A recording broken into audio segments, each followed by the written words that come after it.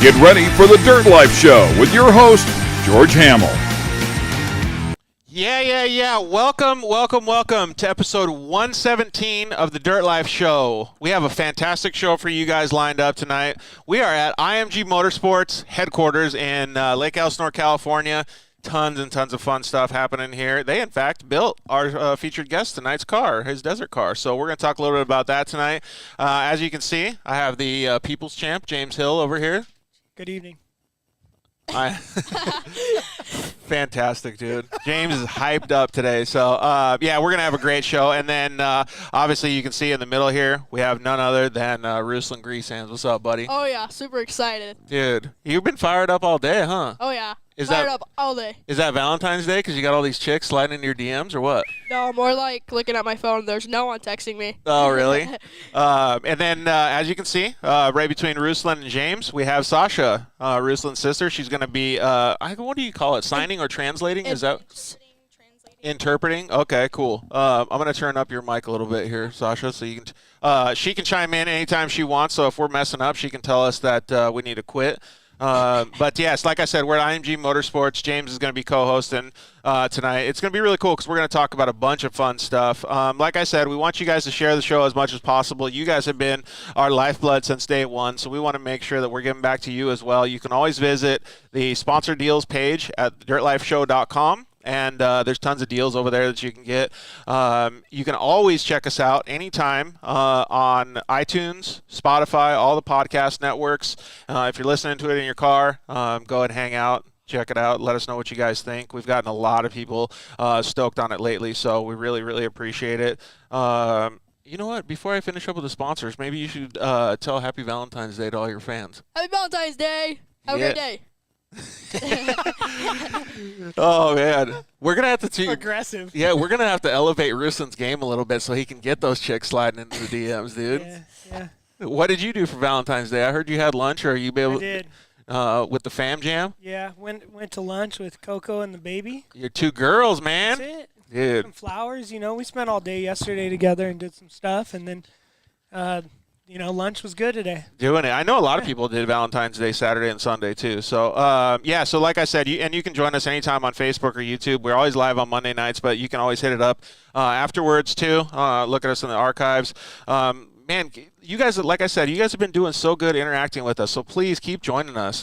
Hit us in the DMs. Just, ask any questions you want. Give us information on what kind of shows you guys want us to produce. We're going to be doing a whole bunch of fun stuff. James already agreed to let us cruise around the shop, do a shop tour here. We're going to do a bunch in Arizona. Next week, we're going to do Weller Racing. We're going to do Shock Therapy. We're going to do Geyser Brothers. Man, we got all kinds of fun stuff planned.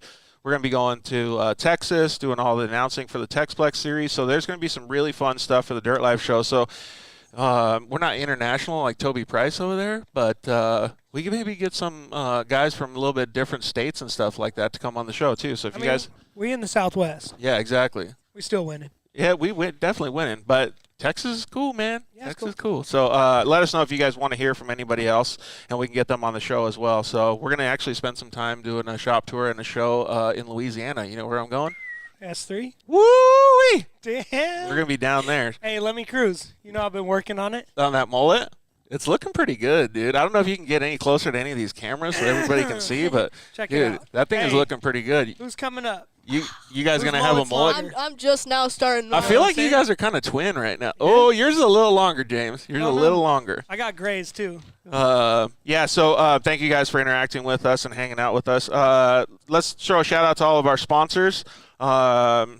KMC Wheels, thank you very much for those guys for always being a part of the show. Everybody over there is making some seriously cool stuff. I don't know if you can actually see it in the background, but there's a nice forged wheel back there that you used, I think, over at the Baja 1000, didn't you, James? Yeah, that wheel, it actually, and it saved me at the Glamis Sand Scramble, too. Oh, perfect. See? Yeah, that's actually where that one's from. Dude, hefty wheels, right? Thank you guys over at Motul.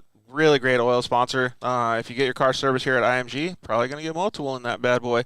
Shock Therapy, you can always use the code DIRTLIFE at shocktherapyusa.com. Go over there, get some limit straps, get some steering rack, get a steering rack, maybe a BSD kit, bump steer delete kit for your car. I know that a lot of the guys doing that desert racing stuff, like what Ruslan is starting to do, and we're going to talk about later, really need those limit straps, so go get some of those things. EFX Tires, thank you to Ryan and Ryan over there at EFX Tires for always being a part of the show as well. Those things did really good for you guys at the Baja 1000, James. Dude. Evolution. Yeah.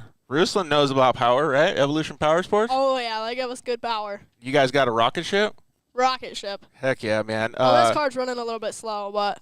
Well, that's for its rocks, dude. Well, there's not even an Evo kit on it, so we got to throw one on there. Oh, you got to get it hooked up. Right. Well, you know how you can do that, right? Thanks for the lead-in. You can use Code Shooter, their mobile phone thing, then you can change your whole tune on your car. Perfect. There you go. And he's already got the exhaust on his car, too, so you can get it to match up. Go get an Evo exhaust. There you go. Zollinger Racing Products. Discount code TheDirtLife. Yeah, and get some tie rods and radius rods to match your bump steer delete kit that you get from Shock Therapy. I actually have an alternator from them. Oh, perfect. Yeah, see? You know more stuff than I do, If you need an alternator, go get one. I think you should be the sponsor caller on this I show, know, right? dude. What amps is that alternator putting out? Like 16.3, like going out. I thought you were going to hit us with 16. Pretty high. I did too. I thought he was going to say it. I was like, wait for it, 6.9 amps. Thank you to the guys over at Cryoheat. Ruslan knows them. So does James. The guys over at Cryoheat are doing all kinds of fun stuff with the metal treatment that they have. Pro Mod transmissions, differentials, CV joints, everything. So hit up Josh over at Cryoheat and get yours as well. Solder Weld, you can use code DIRTLIFE at solderweld.com and save a whole bunch of money on their off-road repair kits. All right, so thank you very much to all of our sponsors. They are our lifeblood, just like you guys are. We're going to start talking to Ruslan about some of the stuff he's had going on. But, man, I want to say it's been just over a year, and it was episode – I forgot what episode it was. Like 70. 47 episodes later. So it was episode 70 of the Dirt Live show. Dude, see? it's crazy, right? See? I already knew that one. Yeah. And we were basically sitting in the same exact spot. We just had a different car behind us. Right. Dude, that's nuts. Actually, you know what's a really good question? How many cars have you been through since episode 70? A lot. So I've been through 3. Yeah. 4? 3. 3 or 4. I was thinking more than that. 3 or 4. Yeah. Just well, like if you're combining them, like 30,000, but like 4 real cars I've gone through. Yeah. It's pretty crazy, and I posted on the Instagram, like for your promo or whatever we're going to do the show. The kid likes to send it. That's pretty much it. It doesn't matter. Like, people think, oh, sending it, you got to be jumping. No, like, if you're going, like, 90 miles an hour through the desert, that's still sending it because the car usually can't handle that stuff, dude. No, like, going high speed in the side side definitely is different than going 70 miles an hour in a regular car, especially because you don't have a windshield. James, did you ever think Ruslan was going to become this, like, connoisseur of desert racing? Yeah, no doubt. You did think that? Yeah, I knew it. Really? The first car that we got to help him with was RS1. RS1. And was it? So It actually came from Ronnie, right? So the car originally came from Ronnie Anderson, so I got it from Ronnie. What's up, Brian? It had a good amount of aftermarket parts on it too, so that it was set up for short course. So kind of from there, we threw a bunch of desert stuff on it, and we considered it a desert car. It kind of really wasn't, but considered it. I feel like that's actually a subject that I want to bring up on a later show, but like I feel like there's a lot of guys that are really figuring out that these UTVs don't have to be built the way that they thought that they had to be built. Like Phil Blurton is a good example. He used the King of the Hammers car to race desert, then he used it to like, I don't know, it was like Racing Works, and then it went back to King of the Hammers. Like, it's all over the place, right? They just put on stuff and take off stuff, right. And the vehicle is so, like, universal to be able to go in all these different places. Right, like that's kind of this car, because this car originally, I don't know if you guys have ever seen the video, but this car, I threw a roll cage on it and some wheels and tires. And what is it? It's a Turbo S? It's a 2021 Razor Turbo S. Purpled out. Right. Purple's the new black, James. Originally this car came off the showroom floor. I did a 120-foot huck in it with a stock cage and everything. Then I threw some PRP GTS. Acting like it's no big deal, dude. Look at James over there. He's like, oh my, 120 feet? A little So throttle. I threw some PRP GTSE seats on it. and a roll cage, some wheels and tires, and I hucked the Glamis Canal. So I jumped about 180 feet in that video. From 150 to 180, we didn't really measure it, but it's definitely around that ballpark. And Were you just wooded to get over that? no, I was like full speed all the way back, and I was like kind of closing my eyes, but I was like, ta. And you barely made it, or you cleared it good? No, I overshot it. So that's so the same shocks that are on this car are the same shocks that are from the canal, so they're completely blown out. So And that's what you decided to race King of the Hammers with? yeah. I mean, you're programmed, dude. It's it's so universal. No, so That's this very universal. Yeah. so this car went from doing 180-foot hucks to short course to doing rock crawling. So it's crazy how this car can go through so many terrains with just, doing certain small things to it, and it does everything. Yeah, it is. By far my favorite platform. You? No, the Turbo S. the Turbo for S, sure. yeah. Turbo S. Turbo S. Or the Pro Love XP it. or the Pro XP swapped RS1. I've never driven one of those. I think the Pro Turbo S, like you guys are saying, is pretty cool.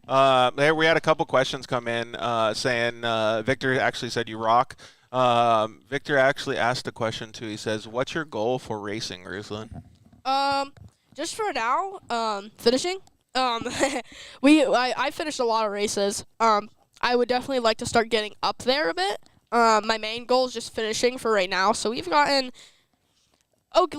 close to top 3. At Mint 400 we did 5th. At Vegas Reno we did 6th. What class was that in? Unfortunately I wanted to do more than that, but it was UTV Rally at the time. That's where we started off, just to get a feel of the car. Yeah, but for people that don't know, you're still super young, dude. How old are you now? I'm 13. Yeah, so like to be in the UTV rally class is still like pretty high level for a 13-year-old, if you ask me, because you. there's full-grown men driving in that class with decent cars too. So it's like Right. for you to be driving against them, it's a really, really good stepping stone. Right, and then we are pretty excited to announce this year we're going unlimited. So we're going to have TPR and Brian Crowder help us out with power and evolution as well. So we're going to do some serious stuff in the unlimited class. We're going to have to give you a little bit of tutelage, though, to send it a little less. You know, in desert racing, James has taught me this because I've always been full wood like you. You can go 80-85% and you can conserve the car and still have a lot better for results and finish better. Oh, no, so that's what I'm saying. So I'd rather finish just for right now. So we've been kind of conserving the car every single race. At least we've been trying to. So for right now, just trying to save the car. Once I get better at desert racing, then we'll start trying to punch the gas. Is it hard, like with being? Well, I don't know when you say being so young, but you're like just a go-getter, right? Like you always want to go big and like go fast and all that stuff. Is it hard to like pull yourself back?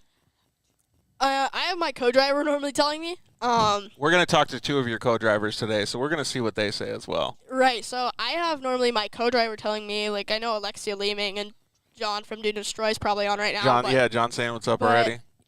There's different ways people say it too. Like John will be like, "Slow down, there's rocks here," or Alexia will be like, "Slow down, you're gonna break the car," or "You're gonna pop a tire through here." So there's different ways of saying it for sure. Because in the RS1, Like chill the F out, bro. yeah, because in the RS1 I was full speed through everything. Because nobody would ever tell me. The RS1 was super durable, so that was the good part about it. But the RS1 I just floored it through everything because nobody was telling me to slow down. But until I got actual like co-drivers, that's when people actually started telling me like, dude, slow down. Yeah, exactly. We got a couple comments that came in. Let's see here. Oh, one of them, actually, I don't know where it went. It already disappeared. But one of them was saying thank you very much to Sasha because one of the listeners was deaf and they could hear it. So that's really cool. That's one of the topics I want to talk about. So we're going to get some of these comments. But your family is really, really a tight-knit group. I think it's so cool, man. So we have your brother, Leon, in the background, and your mom and your dad both watching the show with you here. Right, so if you guys are watching us right now, the cameras, they are behind us. So they're literally right here watching us. Yeah, it's super cool. And Sasha's obviously translating, or there you go, or right here, Arthur, on this one. So it's really cool, and that's one of the things that I wanted to bring up was how cool that actually is because it's just neat. Like when you guys did that video this week saying that Sasha was going to help translate, it was like, to me, that was so cool to see because it wasn't like racing was just for you. It's Right. a whole part of your whole family. Like No, and, everybody wants to do it. And we all do it. Like Sasha's there in the pits. Like it doesn't really matter what they're doing, but Sasha will be there, giving me a sandwich or giving me water, and Leon will be there telling me good luck, and my mom will be there rooting me, and my dad will be there. I heard a joke about Sasha though, that's when she gets cold, she just dips. Yeah, yeah. Really? Yeah. Yeah. So a little story for you. We were she came. Sasha has to translate a joke about her to the audience. Yeah, she's gonna get real embarrassed real quick. So she watched and stayed for a desert challenge. At KOH. Right, at King of Hammers. Which was super cold. super duper cold. You wake up, your fingers, your toes are all numb. And we had propane for like 6 days, and we stayed for like 11 days. So for the last of those 5 days, we didn't have propane. So the day we ran out of propane, Sasha dipped. So she went home after that. So No hard feelings on my part, though. I would have probably dipped out too, bro. it's all right. That is super cool, though. Wait, but since she left, I got extra blankets, so it was cool. Oh, perfect. Win-win, right? Right? Strategy. Yeah. And then so, like, that's what I think is so cool. And you and James were actually talking about it a little bit before the show. I didn't hear your full conversation, but your dad has been trying to teach you how to do things like welding and pulling the motor out of your car and, like, doing all these cool things. And it's got you so sparked up that now you're asking a professional that does it every day, like James, how to do certain things. Dude, when I heard that, I thought that was so cool. So lately, since I started racing when I was 8, I finally got my car built when I was 9. I didn't work on my car at all. Like at all. So Pops did everything? Everything. He did everything. Up until the point where he got hurt and so he had to go on workers' comp. And ever since then, it kind of made me feel bad, because I didn't want to do work on my car. I just didn't want to do it.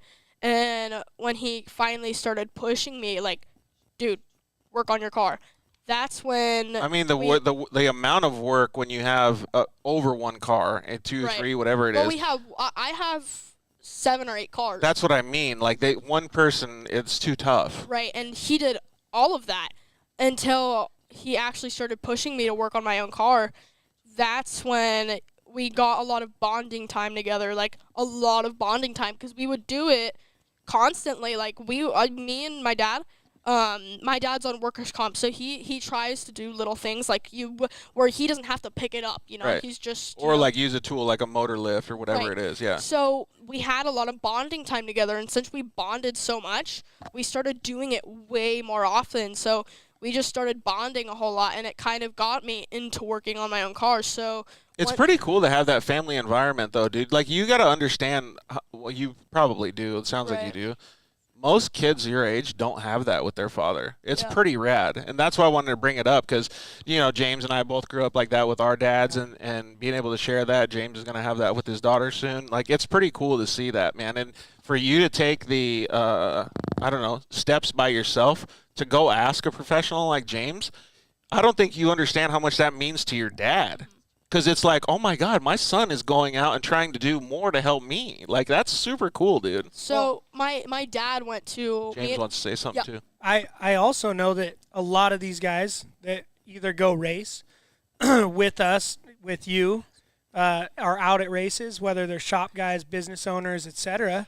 You go all around, like you said, Evo or Crow or whatever it may be. You're into it. So Right. Yeah, you're in. There's also a lot of kids that will come to my shop and they don't really say much, or and that's fine. But you come in, all right, where's the tools? And you just start getting after it, And I think that a lot of people know that and realize that, and that's gonna form you. Yeah, Thank you. I agree 100%. It's a really cool thing that I don't think you realize, Ruslan. I think it's pretty badass. Thank you. And then, so one day, my dad decided to surprise me. I didn't know. Since we had been working on cars a lot, my dad told me we were going out to get food for our family. We went to go get, like, pizza or something, and he stopped by a tool shop, and he bought me a bunch of tools. Nice. So, just from there, that's kind of when we Dude. started to get in working on cars. So Did he buy you a flashlight so you could hold the flashlight for him? That's like the dad's curse right there, dude. Now he holds it for me. Holding so. the flashlight for dad. So Yeah, like, this boy ain't holding a flashlight. So- he got a headlamp. Yep. no, but I think it's great. And then Christmas Eve, I bought my own toolbox. Nice. So yeah, so that worked out. And then Christmas, I got more tools from family members, my dad, my mom, my sister, Leon even. So that actually goes along with what Schmitty's Off-Road just said in his comment. He said most kids his age are playing video games, which is nothing wrong with that, but because they'll probably be millionaires, and Right. we'll just be sitting here. Yeah. And you're out there actually learning life skills and working on your own razor. It's pretty incredible. It really is, but I mean, you just said it, like basically nailing the coffin with it. Like you went out and spent your money on getting your own tools. Like you're in it, like James said. I mean, I was. Our Matco guy comes on Monday. He was Yeah. here when you were here Yep. earlier. One Monday when you were here with your dad, Ruslan comes on the truck, and I go, hey, this is Ruslan, you know, almost like he worked here, right? And then the Matco guy's like, yo, okay. And then the kid goes, yeah, how much are these sockets and the ratchet, you know? Oh, because he knows all about him? And the dude's like looking at him like, oh, yeah, whatever, and prices him. And, okay, peels out some Benjis, tools, you know? Damn. And I was like, damn, this boy knows right here. Dude, that's cool. And That's yeah, pretty good. and like Schmitty said, maybe like you were gonna go buy a video game, but you didn't. You bought tools, dude. Hell yeah, dude. I'm into it. No, like I had, cause to make money, since my dad's on workers' comp, he doesn't have any form of income, unfortunately. So me and my dad do a small thing. We buy, flip, and sell trailers. So sometimes I'll go ahead and sell my own things. So since like tires get used, beat up, worn after every race, I'll go ahead and sell those. So I'll sell the tires. Doesn't matter for how much. I'll sell a set for $100 because if it doesn't matter, they have like 300 miles on them. And that's how I buy my own tools. And we buy, flip, and sell trailers. And it The goes hustle is strong with this kid, Yeah. James. and it goes to paying bills. So trailers will go to pay bills. So trailers I could find for $1,500 and sell it the next day for $3,800. Dude, Don't tell everyone your I secrets. know, man. Don't let them Slow know. your roll, dude. Giving the whole audience. Let me actually change the subject real quick for you, Ruslan. The Dune and Destroy guys were talking a little bit about it, and they said that they had you, since you're little, on the floorboard of the Razor fixing some stuff under the dash. Power steering unit. Yeah, I remember it. Yeah. That's awesome, man. Let's see here. Mendoza John said, hey, so I got my 7-year-old racing 170s and AZOP. What's a good pointer for me to help him? Like, what helped that your dad did for you? Buy more safety products and encourage your kids to do more. Like, I be would say- positive in your Right, encouragement, right? Of course, right. And also go on YouTube and watch some of the pros drive, but do like in-camera view, and watch some of them drive razors and stuff like that, and get a couple pointers from them as well. And definitely go for more safety product. I went for next gen, so I get all my harnesses from them. Safety is definitely number one in the rule book. I heard you have a sponsorship by PRP who does seats and harnesses, too. Yeah, they do. They're a pretty awesome company. They help us a lot. So definitely a good seat is a really good pointer as well. If you can't afford to go buy all of these products that Ruslan's trying to hustle right now, you can also just tell your kid to go out there and have fun, take it easy, try to manage the car so you don't have to work on it that much when you get home. And anytime that I see anybody drive and they're whipping around the steering wheel or pressing on the brake and gas hard, tell them to calm down a little bit. It's just the smoother the better, right, James? Smoother the better, man. And also, line selection when you're in those little cars. Yep. Momentum. Momentum is a massive key. And then also, if you're a budget guy like I was when I started playing I think all of us side-by-sides, still are, dude. Right? It's compared, right? So take the weight off the car. Whatever you can get off the car that you don't need to pass a tech, pull it off. Yeah, massive. Let's see here. Ruslan, we already had what is your goal in racing. Hey, Ruslan, when you first jumped over the canal, what made you want to jump over it? Let's see here. I don't know what he's trying to say. That is a badass jump. I bet your dad pooped his pants. The first thought. Were you just hyped up on it? Did you see a video or something? So, I jumped it 2 times. So the first time I was in an NA 4-seater 1000, and I had watched two YouTube videos actually of a red truck jumping over it, like perfectly. He cleared it amazing, and then a black sand rail that jumped it clean as well.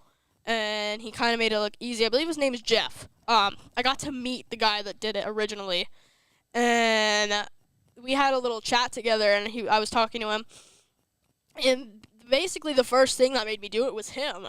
I watched the videos, and from that, wow, that's like a 50-foot jump. That doesn't look big. Dude, it's massive. So I get there. Oh, crap, it's like 2 or 3 times bigger than I thought it was. And then just looking at it and watching kind of the water flow, I went for it.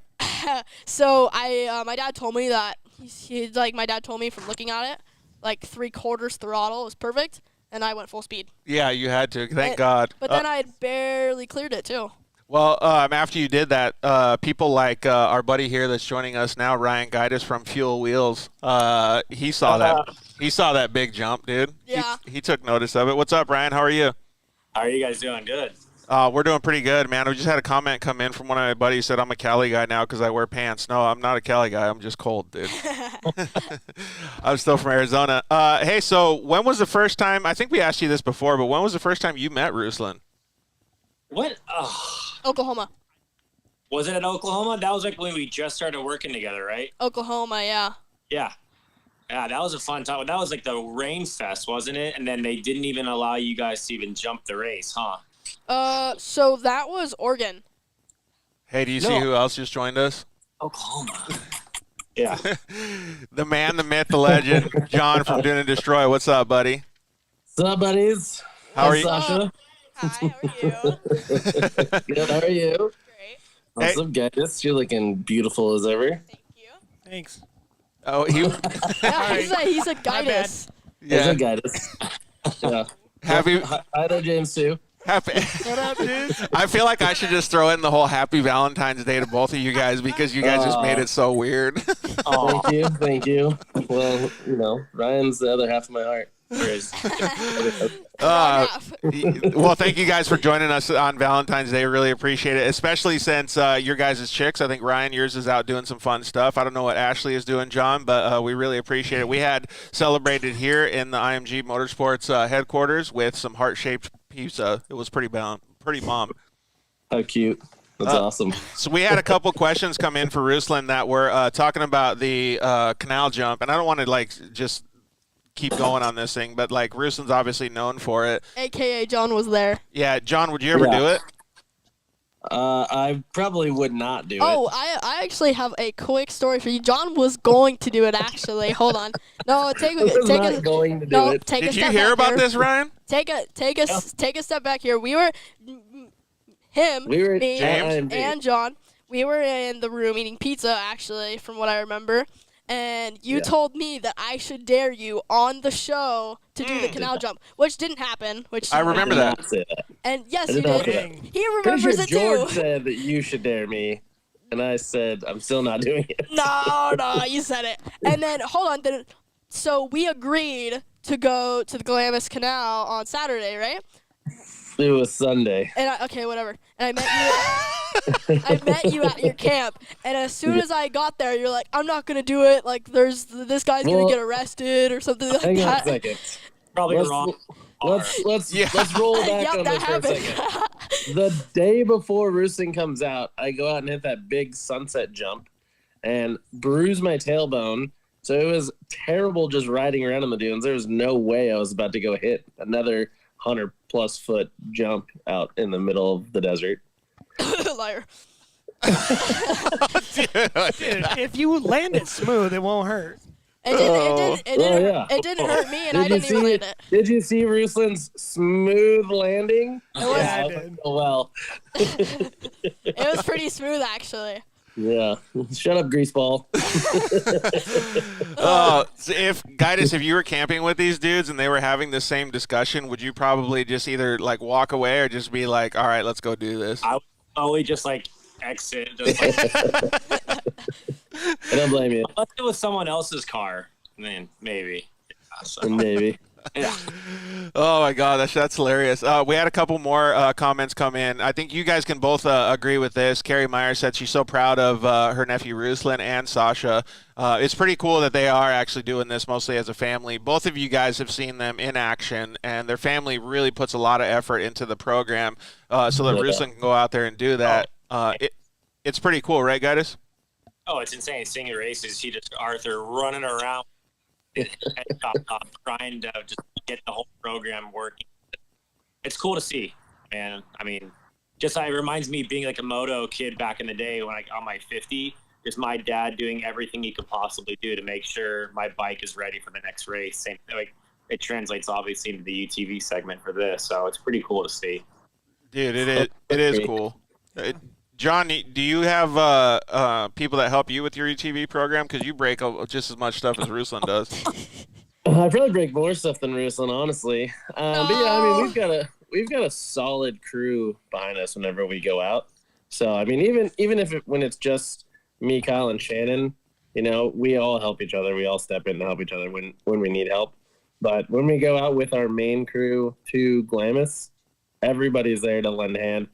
Hell, half the time I don't even work on my own car. I'll start tearing it apart, and someone will say, "Oh, hey, you know, look at this," and they'll slide in, and then I just slowly make my way back, and then all of a sudden I'm having a drink and just sitting there watching everybody else work on my car. It's amazing. Oh, that's hilarious, man. Every camp needs a James Hill. Yeah, I was going to say, you are lucky, dude. Yeah. You're a lucky man. I wonder why you're always in the dunes, you know? Yeah. He's chilling having a cold soda, dude. Awesome. A couple guys are asking about UTV Takeover. They said they can't wait for it this year. Are all three of you guys going? Ruslan, Ryan, I'll be and there. You are? How about you, Ryan and John? Yeah. They added a new one, so they're going to Mid-America this year, so it's going to be awesome. Yeah. I went there last for an event, and the facility is remarkable, so it's pretty cool. Legit. I don't know that we're going to go to Mid-America, but we're definitely going to go to Oregon and go to Utah. I don't think we want to see John in a lazy river, you know. I mean, oh, that's the one? That yeah. Mid-America place looks badass. Yeah, that's Mid-America, the one with the like it looks like a lazy river, and there's like a bunch of pools and slides everywhere. Where is it? I don't know if you guys know this, but Oklahoma. a lazy river is almost on the same level as tacos for me. Like, I'm into lazy rivers, dude, big time. But you don't post about it. How would we know that? There's no lazy rivers around here. Plus, since Yeah. Cody told me I'm wearing pants all the time, I can't go in the lazy river. I got to be shorts guy now. Dude, but yeah, I would want to go to that event, dude. That sounds cool. Are you going to go to that one, John? We would love to go to that one. It's just a little far. Yeah, it is. So, well, oh, yeah. If we could get a little bit more help, then maybe. Oh. Here we go. Hey, that one. Okay, hang on. That's it's the one. Also like what, the week before Sancho? Oh, Yeah. Is it? Oh, Yeah. And it's in Oklahoma, right? Yeah. I'll still be going to both, so I don't really see what the problem is, John. Well, you're not. You're 13 or 14. You're not driving, dude. Like. Yeah. Logistically, it's terrible. Plus, I still have a normal job. Oh, that's crazy, man. It would be kind of cool to go out there. Yeah, Be super fun. Hold on. But what I think my dad just told me, this Vegas to Reno is actually the same weekend, John. So it's UTV Takeover Vegas to Reno. Oh crap! Wait, as Oklahoma? Yeah. So it's Well, then we'll just do Vegas to Reno, homie. Yeah, we gotta think about that. Oh, big racer guy over here. Hey, Big so racer now. we were talking about this whole racing thing, and then Ruslan's like, "Yeah, my co-drivers tell me to slow down and stuff, but like we want to hear it from the co-driver's mouth and get an understanding of this kid." Like, so if Guidus, myself, or James Hill is going to get in the passenger seat with Ruslan, which, you know, I'd probably rather be in the driver's seat. I think these guys would as well. Same. But what's the particular things that you try to tell Ruslan when you guys are going on race course? Well, the big thing was with the Mint. You know, the first big set of whoops that we came through, which was, I don't think it was the Fox Proving Ground. It was somewhere else. It was a long straightaway whoops. And he's trying to break the back of the car off by just launching through every set of whoops. I'm like, dude, you've got to slow down. Number one, I'm banging my head up against the cage. And like, we're not going faster by doing this. We were going slower. And we ended up finding like a really clean route off to the right. and we just held that. And we were passing trucks going through that set of whoops, just nice and easy. And, stuff like that, just trying to keep his pace up, but his heart rate down. So keep him nice and smooth and steady. It's kind of one thing I slower, learned faster. this weekend at King of Hammers. If you find an easier line, take it Yeah. Yes. 100%. off the bat. That's what James always preaches, dude. You can learn a lot from the people's champ over here. Just trying to cruise the desert, man. Momentum, smooth driving, like Beach everything. cruisers, Less weight. right? Yeah. I mean, I like beach cruisers. It's like I've never raced before, but isn't like your co-driver almost like your mechanic, that pit crew guy when you go by all the mechanics, like reading you that little thing to get your mind off of, like, just relax, breathe. Dude, honestly, We guys, were doing that. I was doing that the whole time, 100%. I was telling him, hey, and we were having our little conversations, but I was telling him, hey, man, slow down, just chill out, relax, you're good. I remember John getting a little excited too, coming through our first lap. Well, because the laps are 107 miles, I believe, long, and we come through, and John, the whole first lap, is kind of like, take it easy, take it easy, take it easy.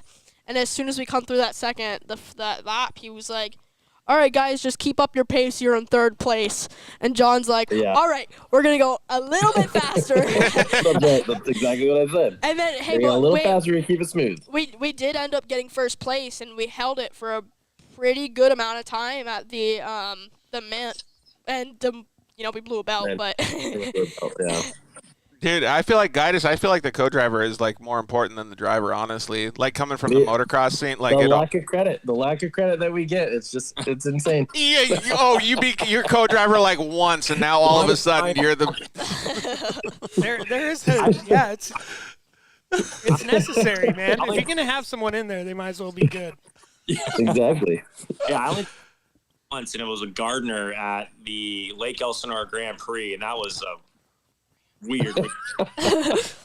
I've heard that's a super fun race, though. Like It was fun. I have done Lake Elsinore Grand Prix in a 570. Awesome. I ripped the front end on the car the first year, trying to hit the water gap, and then the second year I won it. I got first place. Yeah, there you go, dude. And I Learned a lot. And I didn't hit the water jump that time, so. See, keeping the car You broke it trying to jump. Yeah. just like James said, you got to keep the car together. You also got to hit the water jump.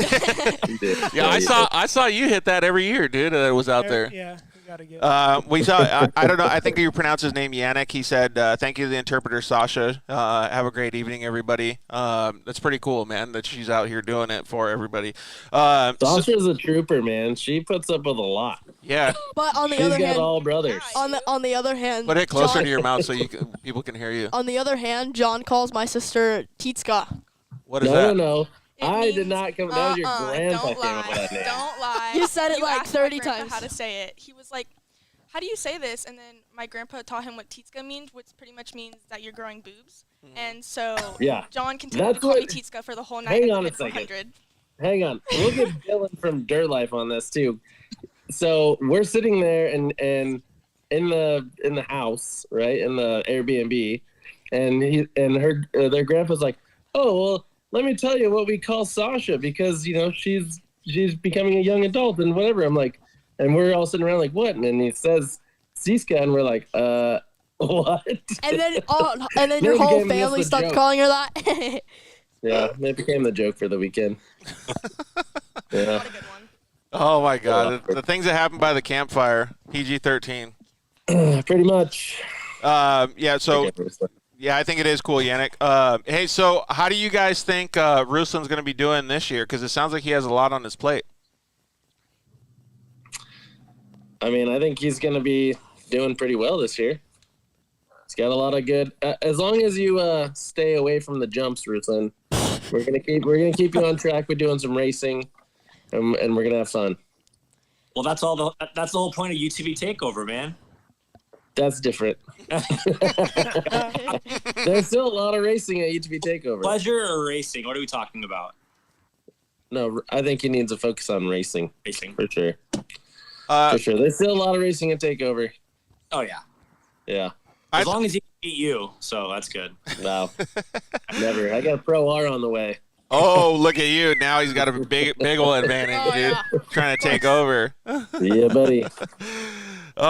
So how do you guys think 2021 went for him? Because when I look at Ruslan, his whole family, and all of the stuff that we were talking about before, there's always ups and downs in any type of racing or even Ruslan's jumping, going to UTV Takeover and stuff like that, especially with social media and judgment and all that stuff these days. But when I look at all of the stuff that they do as a family unit together, how hard they work at all the things that they're doing, what he's going to try to accomplish this next year, and that he's so young, to me, that stuff blows my mind. It's so cool to see.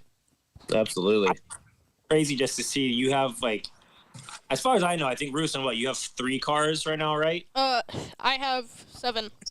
Okay, 7. Well, the 3 that I've seen, the purple one, the gold one, and your desert car, I mean, it's amazing to see that you have 3 different cars for 3 different things, yet you know how to work on each one of them, like, to the T. I think I don't even know how to replace a belt, really. That's what Edwards is. That's what for me. So, Jesus, guidance. hey, I'm off. I don't care. But I think what you're doing, your struggles are making you grow as a human, as a man, and you're going to be way better racer with going through all these little struggles and hiccups. Yeah, I would agree with that. James, what about you? 100%. Yeah. Absolutely. Yeah. It's pretty crazy to think, though. How many hours do you think that you log, or maybe your dad could answer this, Ruslan? How many hours do you think you log per week working on your program? You tell me. But how many hours do you think total I work on my car day? Yeah. Like the whole, So, it's from what he just said, I practically go to bed every night at like 11 p.m. and then just wake up and start doing the process over again. Right. So it's almost like an eat, sleep thing, repeat. And oh yeah, my mom's telling me to say this as well. I do homework as well. So. Oh, okay, yeah. Don't forget about the So- homework, man. Yeah. So. Big homework guy. So Big homework guy. I don't know if a lot of people. I probably don't tell a lot of people, but I'd called John the day before I'd left, and I called him. I think I had to ask him a question. I'm not sure what that was, but I had to ask him a couple questions because I was actually prepping my car the day before I left from the VIT 400. So I started working on my car at least 10 a.m. I think, replacing all the bolts, installing an alternator, and throwing new shocks on it. So I had started off by pulling all the front suspension on, putting it back on with new bolts, doing the same for the rear, new shocks, and I thrown an alternator at the same time. And I finally loaded up the car, got the truck ready, and I went to bed by 3:45 a.m. So. Dang, dude, that's And out hardcore. of all that, you only missed 1 bolt. Oh no, yeah, one bolt fell off because I didn't put Loctite on it. Oh man, And it's too short. learned your lesson there. As Yeah. long as passenger side, you're fine. There's a downside, so we're good. Yeah. But it's pretty crazy to think about that, James. Like when we were 13, we were like into it big time, like dirt bikes and all of this other stuff, right? And Guidus, like you were as well, but I don't think we were as into it as Ruslan is, man. He's putting in the work. No. Yeah. He does way more than I did back then, too. Right. Yeah, I'd prep my YZ80 or maybe a 125 at 13, and then a bicycle, and that's it. Yeah, 'cause, Yeah. like a KX80, and then when I'm not doing that, I was playing baseball or playing football, doing all that stuff. So, I mean, I was doing a bunch of different things, but it's crazy. Oh, You big sports guy over here. Yeah. Yeah, like look at him. I didn't know that you were on Team Green, nor that you had a Letterman jacket, honestly. I couldn't. I mean, he was only 13. He didn't have a leather 13. jacket. 13 with the Letterman jacket. That's hilarious. But yeah, He had the members only jacket. Oh, So like I was saying, like to me that's really impressive. And when we talk about, that's the reason why I wanted to ask those questions. Like, how do we think that 2022 is going to go? Like when you look at all of these things that Ruslan's doing, like you pretty much can't find when you put in that much hard work, the success will always come. mm-hmm. Absolutely. You definitely put in some work there, bud. Yeah. Does it feel like you're working, or does it feel like you're having fun? I'm more having fun because I actually Like I'm enjoy the learning process? No, You're not still young, bro. not Just really. keep that mentality up. There's going to hit a point where you're like, I hate working on myself. so From the guy that breaks every single time that he goes out to So I actually enjoy working on my cars. So if I just need to get out of the house, I have a big bump box at my house. I'll just plug in my phone and just listen to music and tear apart the rear end of the car and just put it back on just to prep it for the What next music race. What music are you jamming at that time? It's probably like pop music or something. So when you come down to IMG Motorsports and you can't even talk to anybody because they got the music playing so No, loud, is that like your He's vibe? a Jen? big Taylor Swift fan. No, Yeah? James plays like rock music. So James That's is like a big like yeah kind of guy. So Is that what he listens to? Is that what we consider it these days? I was Oh just, my God. I was thinking Depends it's on kind of the like day. standard punk rock. Sometimes there's rap music happening here, but obviously, Ruslan, when you're 13, you consider it a whole different genre, right? right. There's an Like that yeah music. Right. Get some of that. So one thing I forgot to share too is the kind of the benefit about working on your own car too is that I learn a lot of things going out through the way. So one day my dad called me and was like, I need you to fix my car, my General. And he was like, it's not going to start because there's no brake fluid in the car. So what I want you to do, I want you to unplug the master cylinder plug. I want you to unplug it, cut it off, and splice it together. So I did that, and the car started without the brake. So the same thing happened at King of Hammers. I was going through Spooners, and the car shut off. It had all its power, but it just shut off and wouldn't crank. So I it took me a long time to do a diagnostic on the car. And since the car didn't crank, I cut the wire, I spliced it together, and the car started. So you do learn a lot, because if I didn't know that, then that would have been a race. That would have been it. So there's definitely a lot of benefits to working on your own car, I think. And plus, you can feel certain things, right? Like in the driver's seat. Oh, for sure. Yeah. Like if you hear, you know the right? I don't have any idea what that is when I hear that sound. I just keep going, man. Go Yeah, fast. so the bell is very recognizable. Do it again. Yeah, so it's It sounds like a seal. I know, right? SeaWorld. pretty easy to remember, yeah.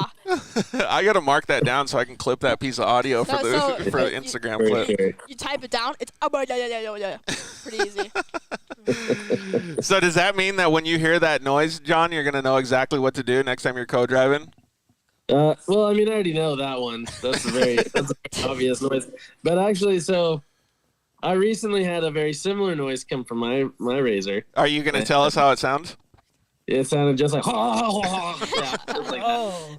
that. Except for my primary fell off, so that was a fun one. Wasn't that right after you got it back from the dealer? Yeah.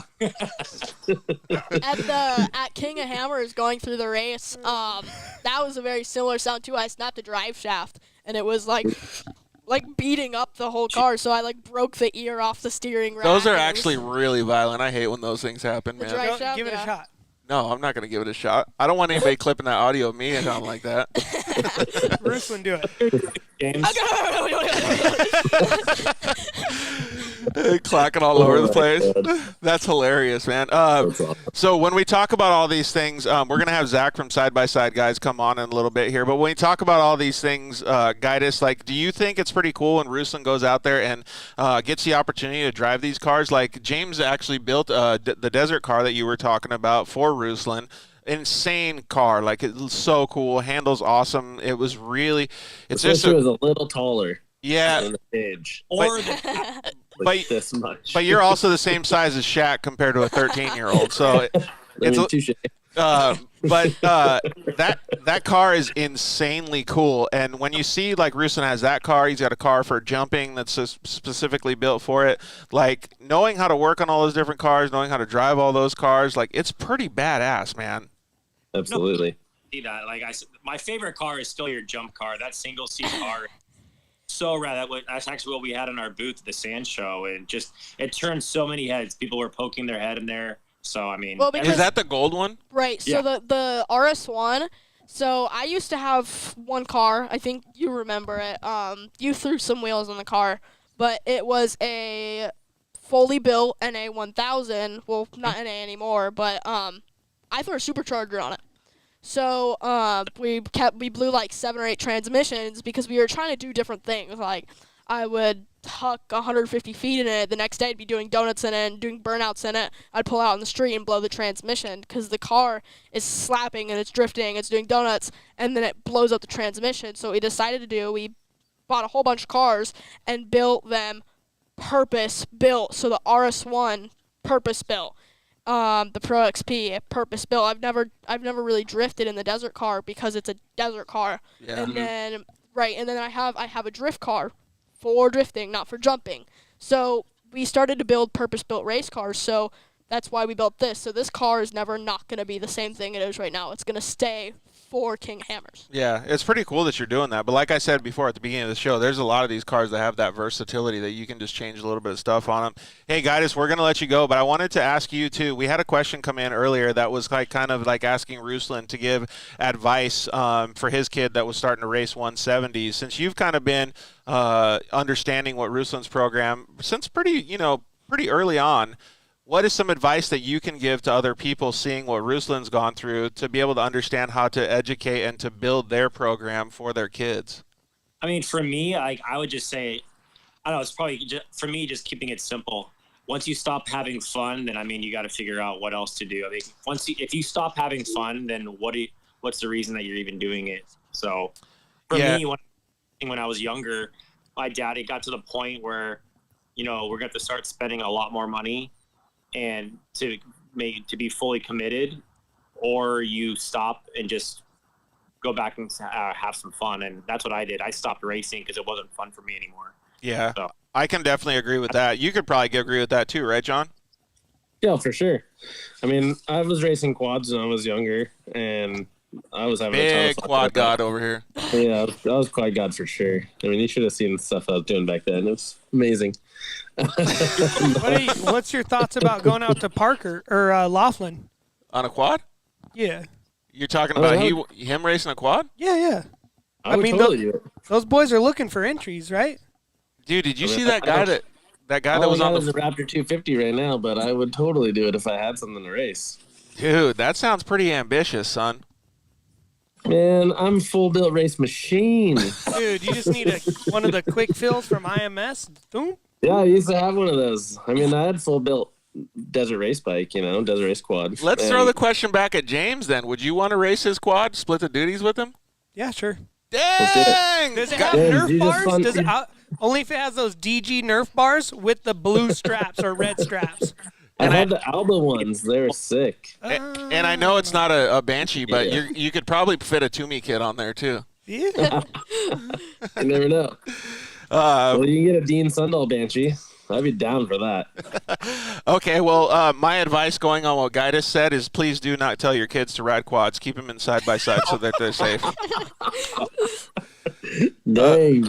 All right, Guidus, hey, thank you very much for giving the advice to the audience, though, too. I think that was actually perfect, man. Really appreciate it. Well, we'll see you guys at the Mint. All right, thank you, Guidus. See you, buddy. See ya. All right, we're going to have Zach Jeffers come on and join us from Side by Side, guys, in just a bit here, too. Going on that same subject, Ruslan, would you race a quad with John? Never. No. Yeah. I would never do that. No. No, So I would not. you only The only got problem with me and Ruslan racing the same quad is they would have to be set up completely different each time we got on the bike. or he'd It would have be to super wear. stiff for me, and then he'd get on and just get beat half to death. That's true. That is Yeah. yes. That's positive. That's just hilarious, man. Big quad guy over here. I didn't know you were such a big quad guy, dude. Dude, I mean, I've been riding bikes. I rode three-wheelers when I was a kid, and then I rode quads, I rode dirt bikes. I've ridden everything. Hey, do you call your Razor a bike? No, absolutely not. Oh, like that's those, what they're like the called. Louisiana boys, you mean? No. It's only like the Western 4 states don't call it a bike. Yeah, they don't at all. Like when I was I call it a car. Minnesota, they say, check out the new bike, and I'm like, where is it? But that's how they call it quads. Do they also call side-by-sides bikes, too, or they I call them think cars? snowmobile, everything. You'd have So- to get somebody like Drew Schultz or somebody on here, like And- a Minnesota weird. local. Ask those guys. All right, That's beautiful, man. Zach from... Just if you look at Zach for like a hot second, doesn't he look like Wayne Static if he had the hair? I don't know who that is. What? You don't know who Wayne Static is? No. But Really? welcome Zach Jeffers of Side by Side Guys So- to the show. So, funny story. I saw him live in concert a month before he passed. Really? And I met it was one of the him when most I was amazing super young. shows. Did you? Yeah, I met him actually out on a rock trail. We were rock crawling early Broncos, and he had an early You know who Bronco. that guy is? No. Yeah. I don't know who that guy. Do you? These Jay? yeah, dude. These boys are Static X fans. Listen to them. Yeah. Oh, I got you. Heck yeah. Okay. Yeah.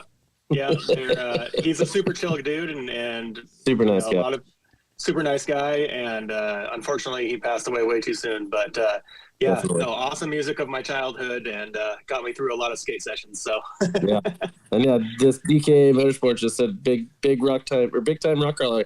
He definitely was. That Bronco that he had went from being just a basic build to a full built tube crawler. The thing was gnarly. Dang, maybe Ruslan could have learned a little bit for KOH from him then.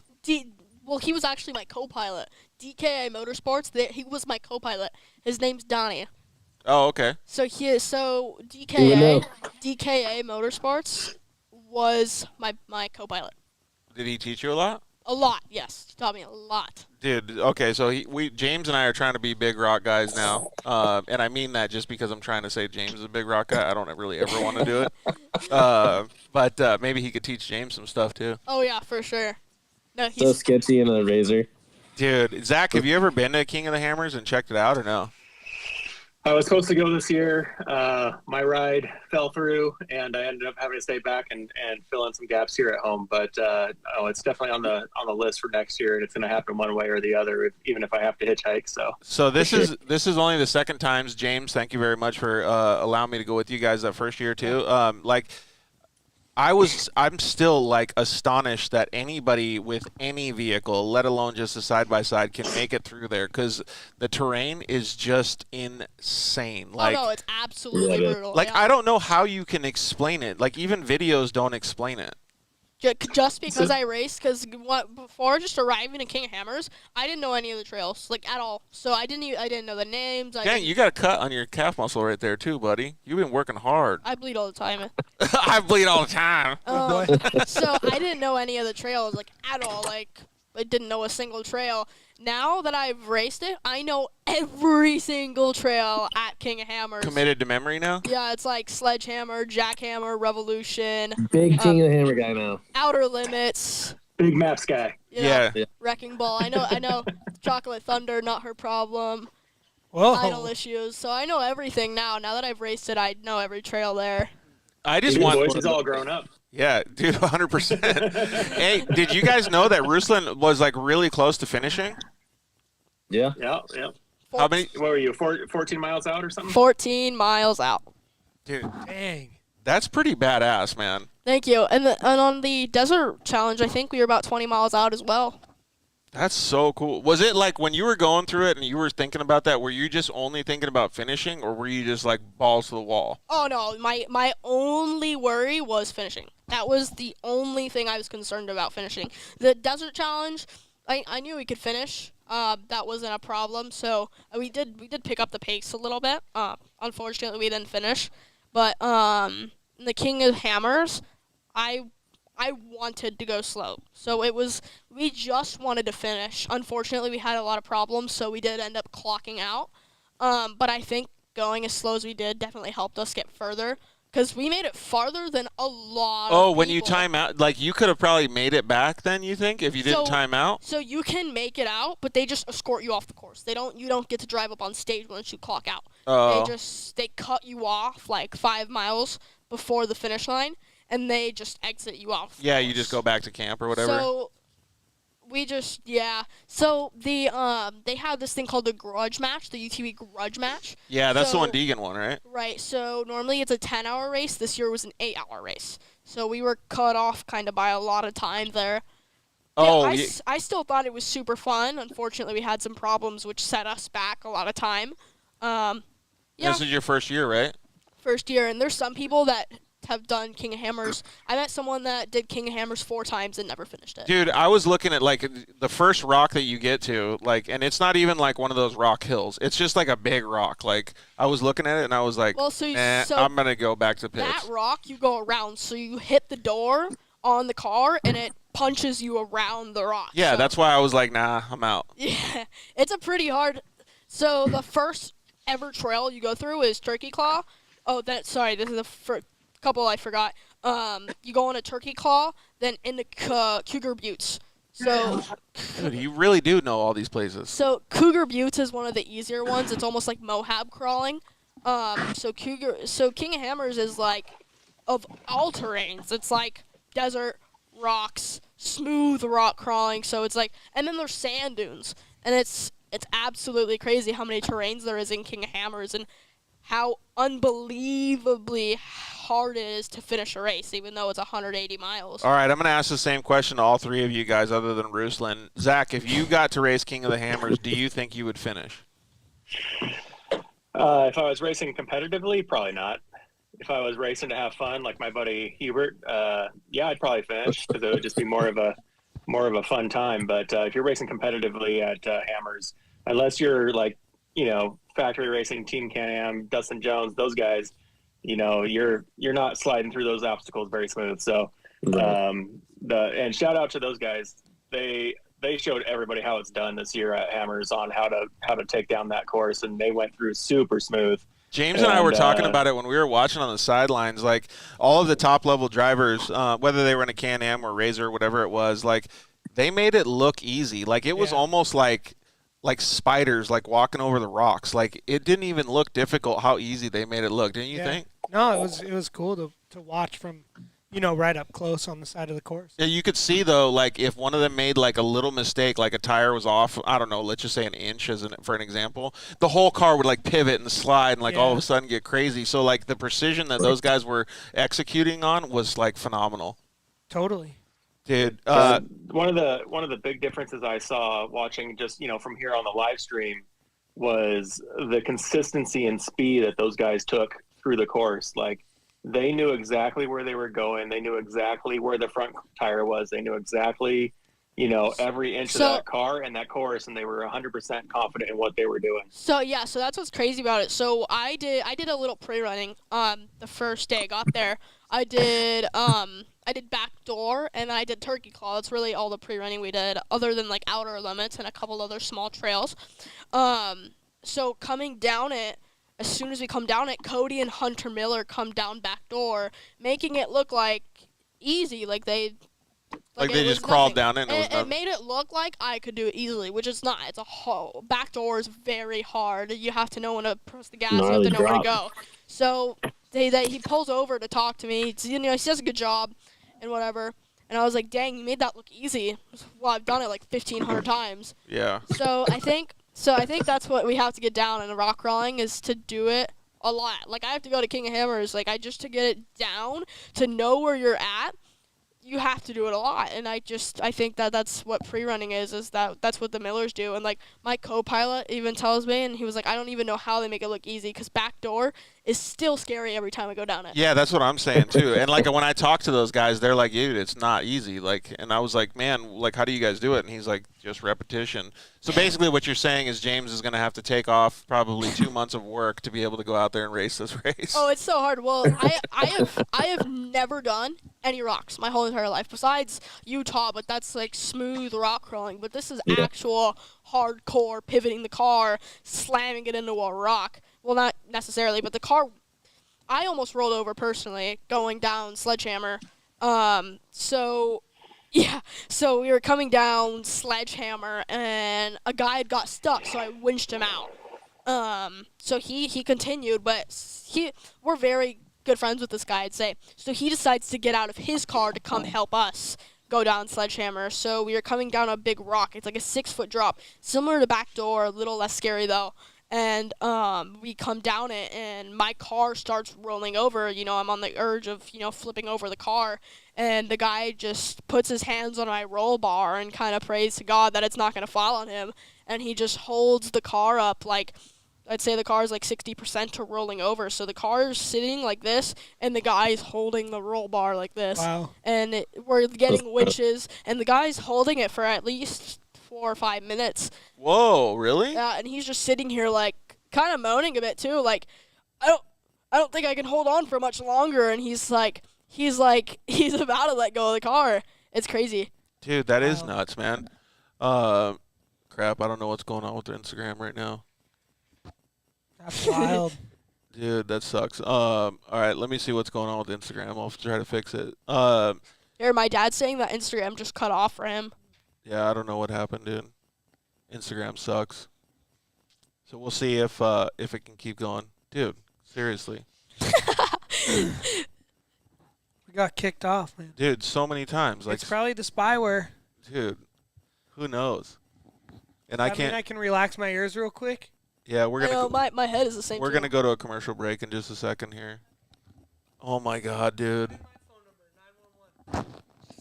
I don't know what happened to Instagram. But yeah, we're gonna take a quick commercial break for all you guys that are on YouTube and Facebook, and then we're gonna jump back on. So How many people are on with us on YouTube and Facebook? I can't see, so Nice. so we'll be right back.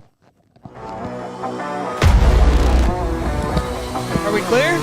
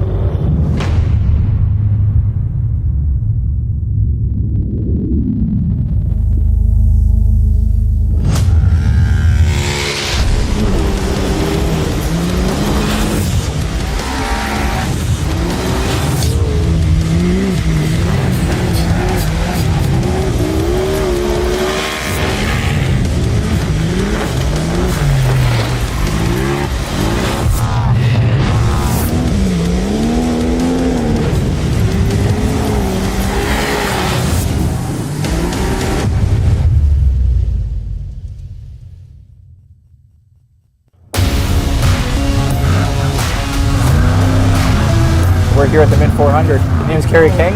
I'm with the OTSFF Motul Vision truck. Motul oil is a big part of our race program. I mean, the consistency, the temperature that it holds, and you know the issues that we don't have while we're using that oil is self-explanatory. Motul Oil, they've been with us for over 12 years. They jumped on board with us with the 6100 race truck here, and Mint 400, and they've been an amazing partner with our lubricants. And really, it's allowed us to finish every race in 2019, and we're jet setting really well here for 2020.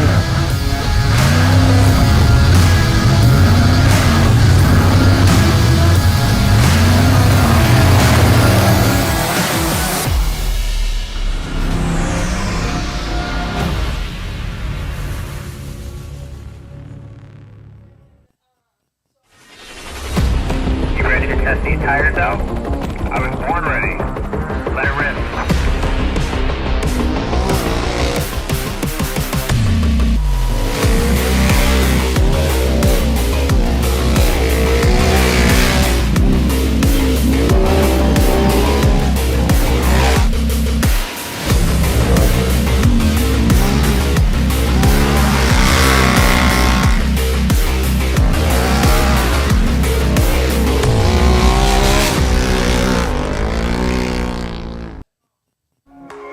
Zollinger Racing builds the best aftermarket products available.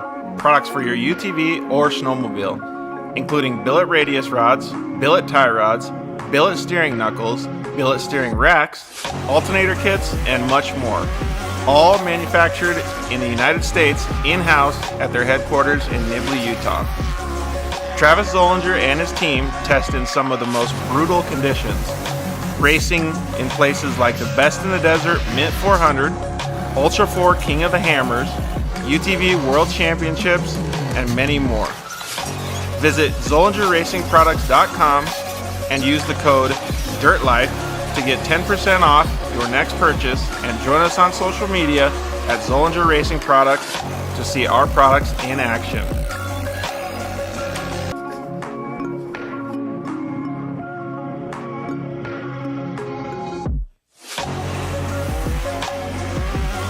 Zollinger Racing, the best products, period.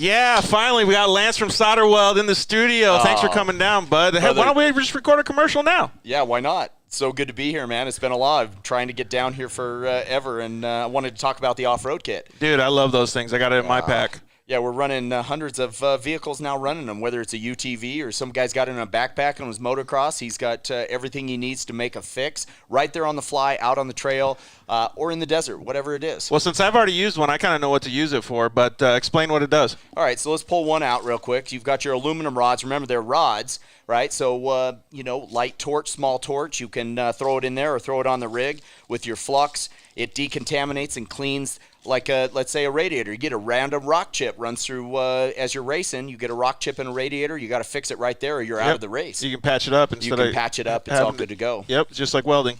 Yeah, also as well with that, you've got a brake line fix. So with your flux, you can fix a brake line, stainless steel, and then your hot block, heat absorption putty. So it keeps you from getting burned, number one, as well as keeps the heat from traveling. So it's really nice. I've used this not even to fix anything, so that stuff works so good, man. Listen, it's easy. It straps in nicely so that you have everything you need in one little place, and you don't have to carry a big bag in it's the like a first aid kit for your vehicle. Yeah, chase trucks have it as well, so that if they need to make a fix on the fly, they can get it done and get it done quick and get you back in the race. Dude, those things are so cool. All right, so it's at Solderweld on Instagram, Facebook, and solderweld.com. Awesome. All right, thanks, bud. Appreciate it.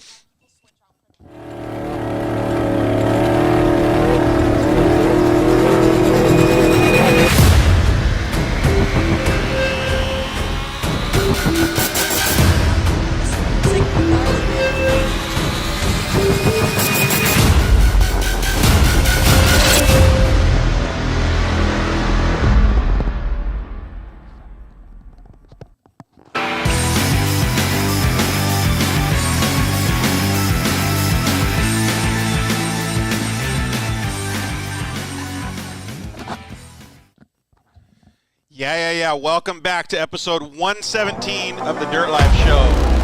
We appreciate you guys hanging out with us tonight. We are with our buddy right here, Ruslan, Greasehandz. Oh, yeah. And James Hill's coming back. We are IMG Motorsports, and we got our fantastic interpreter, Sasha, over there, Ruslan's sister. She just informed us of a fun fact that really has nothing to do with the Dirt Life Show itself, but it's something that's very impressive, that most interpreters, just like what she's doing right now, only last about 15 minutes because they start getting tired, and she's out here just hustling, dude. It's going to probably be 2 hours that she works tonight, so that's pretty cool. So thank you to Sasha for doing that. Sorry the IG feed crashed before. Hopefully you guys get able to come back on and hang out with us. Dream Lids says, what's up? Is that who you're talking to? Yeah, that's what I just said. What's up? All right, so let's get back into it with we're going to have some of our guests come back on. I think we'll have Zach from Side by Side Guys come back. John from Dune and Destroy said he had to go work. So we also have Alexia Leeming going to come on, hang out with us a little bit. You know her, right? Yep. So it'll be pretty cool to talk with her. Are you kind of like Kanye? You like wearing sunglasses at night? Oh yeah. Easy. Excuse me. So James, when you guys were tasked to build a car for Ruslan in the desert when he was going desert racing, what was your thoughts? Well, I guess we really never wrapped up the wasn't, RS1. There wasn't a thought. But yeah, it was just a do. The XP Pro, there wasn't a choice. I mean, it was cut up and in pieces and boxes, and we just started assembling and putting together a chassis. But how gnarly was it? Where you're just like, oh man, this is gonna be like a pretty big task because this kid can drive. Well, yeah. So it was more than that. Like I said, I mean, a new chassis. Welcome back, Zach from Side by Side Guys. What's up, Zach from Side by Side Guys? And what's up, Zach from Side by Side Guys? Sorry, I just thought I'd do it a third time. No, that was the way to do it. That was pretty good. That was the way. We're gonna have Alexia Leeming join us as well, but keep going, James. Sorry. So it was kind of a learning curve, and still is. There's been some issues with it, and we've tried to refabricate and rebuild some stuff, and like. Well, I think most of the issues with Ruslan's cars is he goes hard. Ruslan goes hard. He's an aggressive driver. There's, I mean, Zach's over there knowing exactly what he does because he's seen him at UTV Takeover. We all seen the videos. You know what I mean? Hey, Ruslan, what's scarier, being upside down 200 feet in the air or being upside down facing rocks at your face? The rocks, for sure. Really? For sure, 100%. Back door was scarier than any jump I've ever done in my entire life combined. No way. Oh, yeah. Hey, Zach, so I don't know if you've ever met her before, but Alexia Leeming is joining us as well. Hi, Alexia. Hi.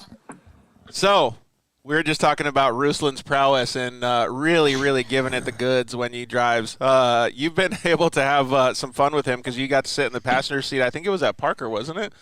Well, she's done many. So she did her first desert race with me as well. So we did a clean cut at Vegas to Reno. So I think I did like 280 and she did 250. So we did basically like a clean cut of mileage. So she basically did half the race and I did the other half. So her first desert race was Vegas to Reno, which is pretty cool. Dang, so you've driven and sat in passenger with Ruslan then, huh? Yeah. How's that? It's a lot of fun. I think it's a lot of fun, especially doing it with a close friend. I mean, Vegas to Reno, I got a co-drive for like 100 miles, and I hopped out, had low brake, and went in for, I think it was like 200 and some 50 miles, whatever it was.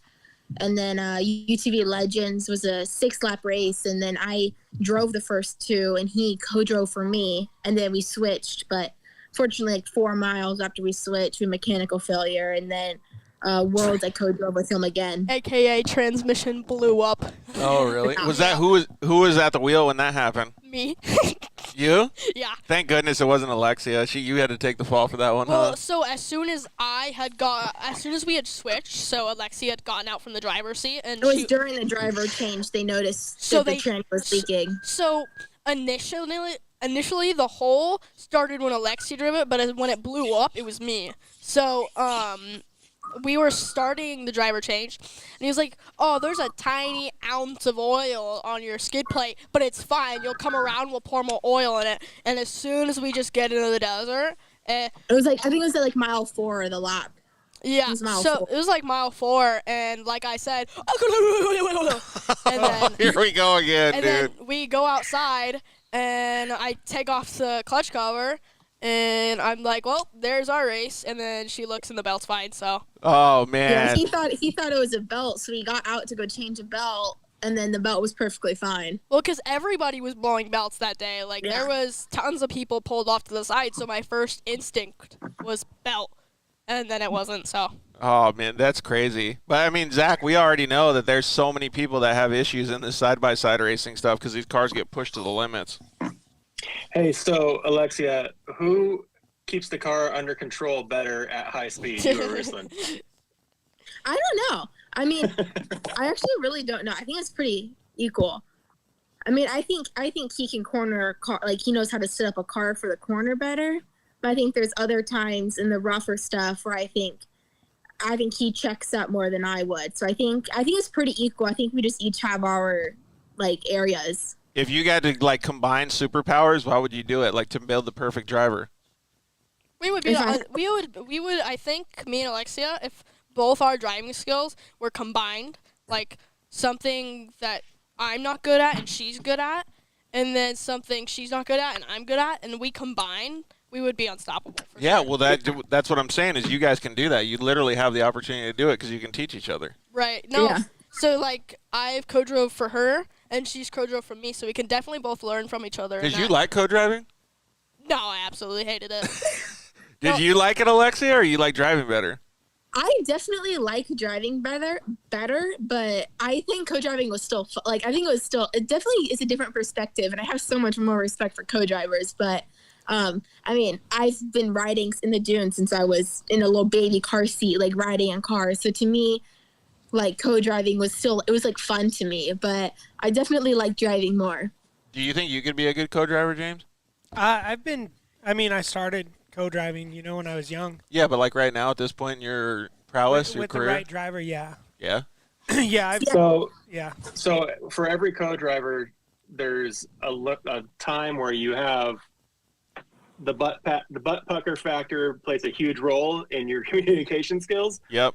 Has that worn off yet, or are you guys still kind of having to squeeze the words out as you hold on tight? No, he's talking about for you or for Alexia. So, so if I see something that's basically like a road, like a dip, so there's times where I'll check up. If I'm already going fast, I'll just go faster.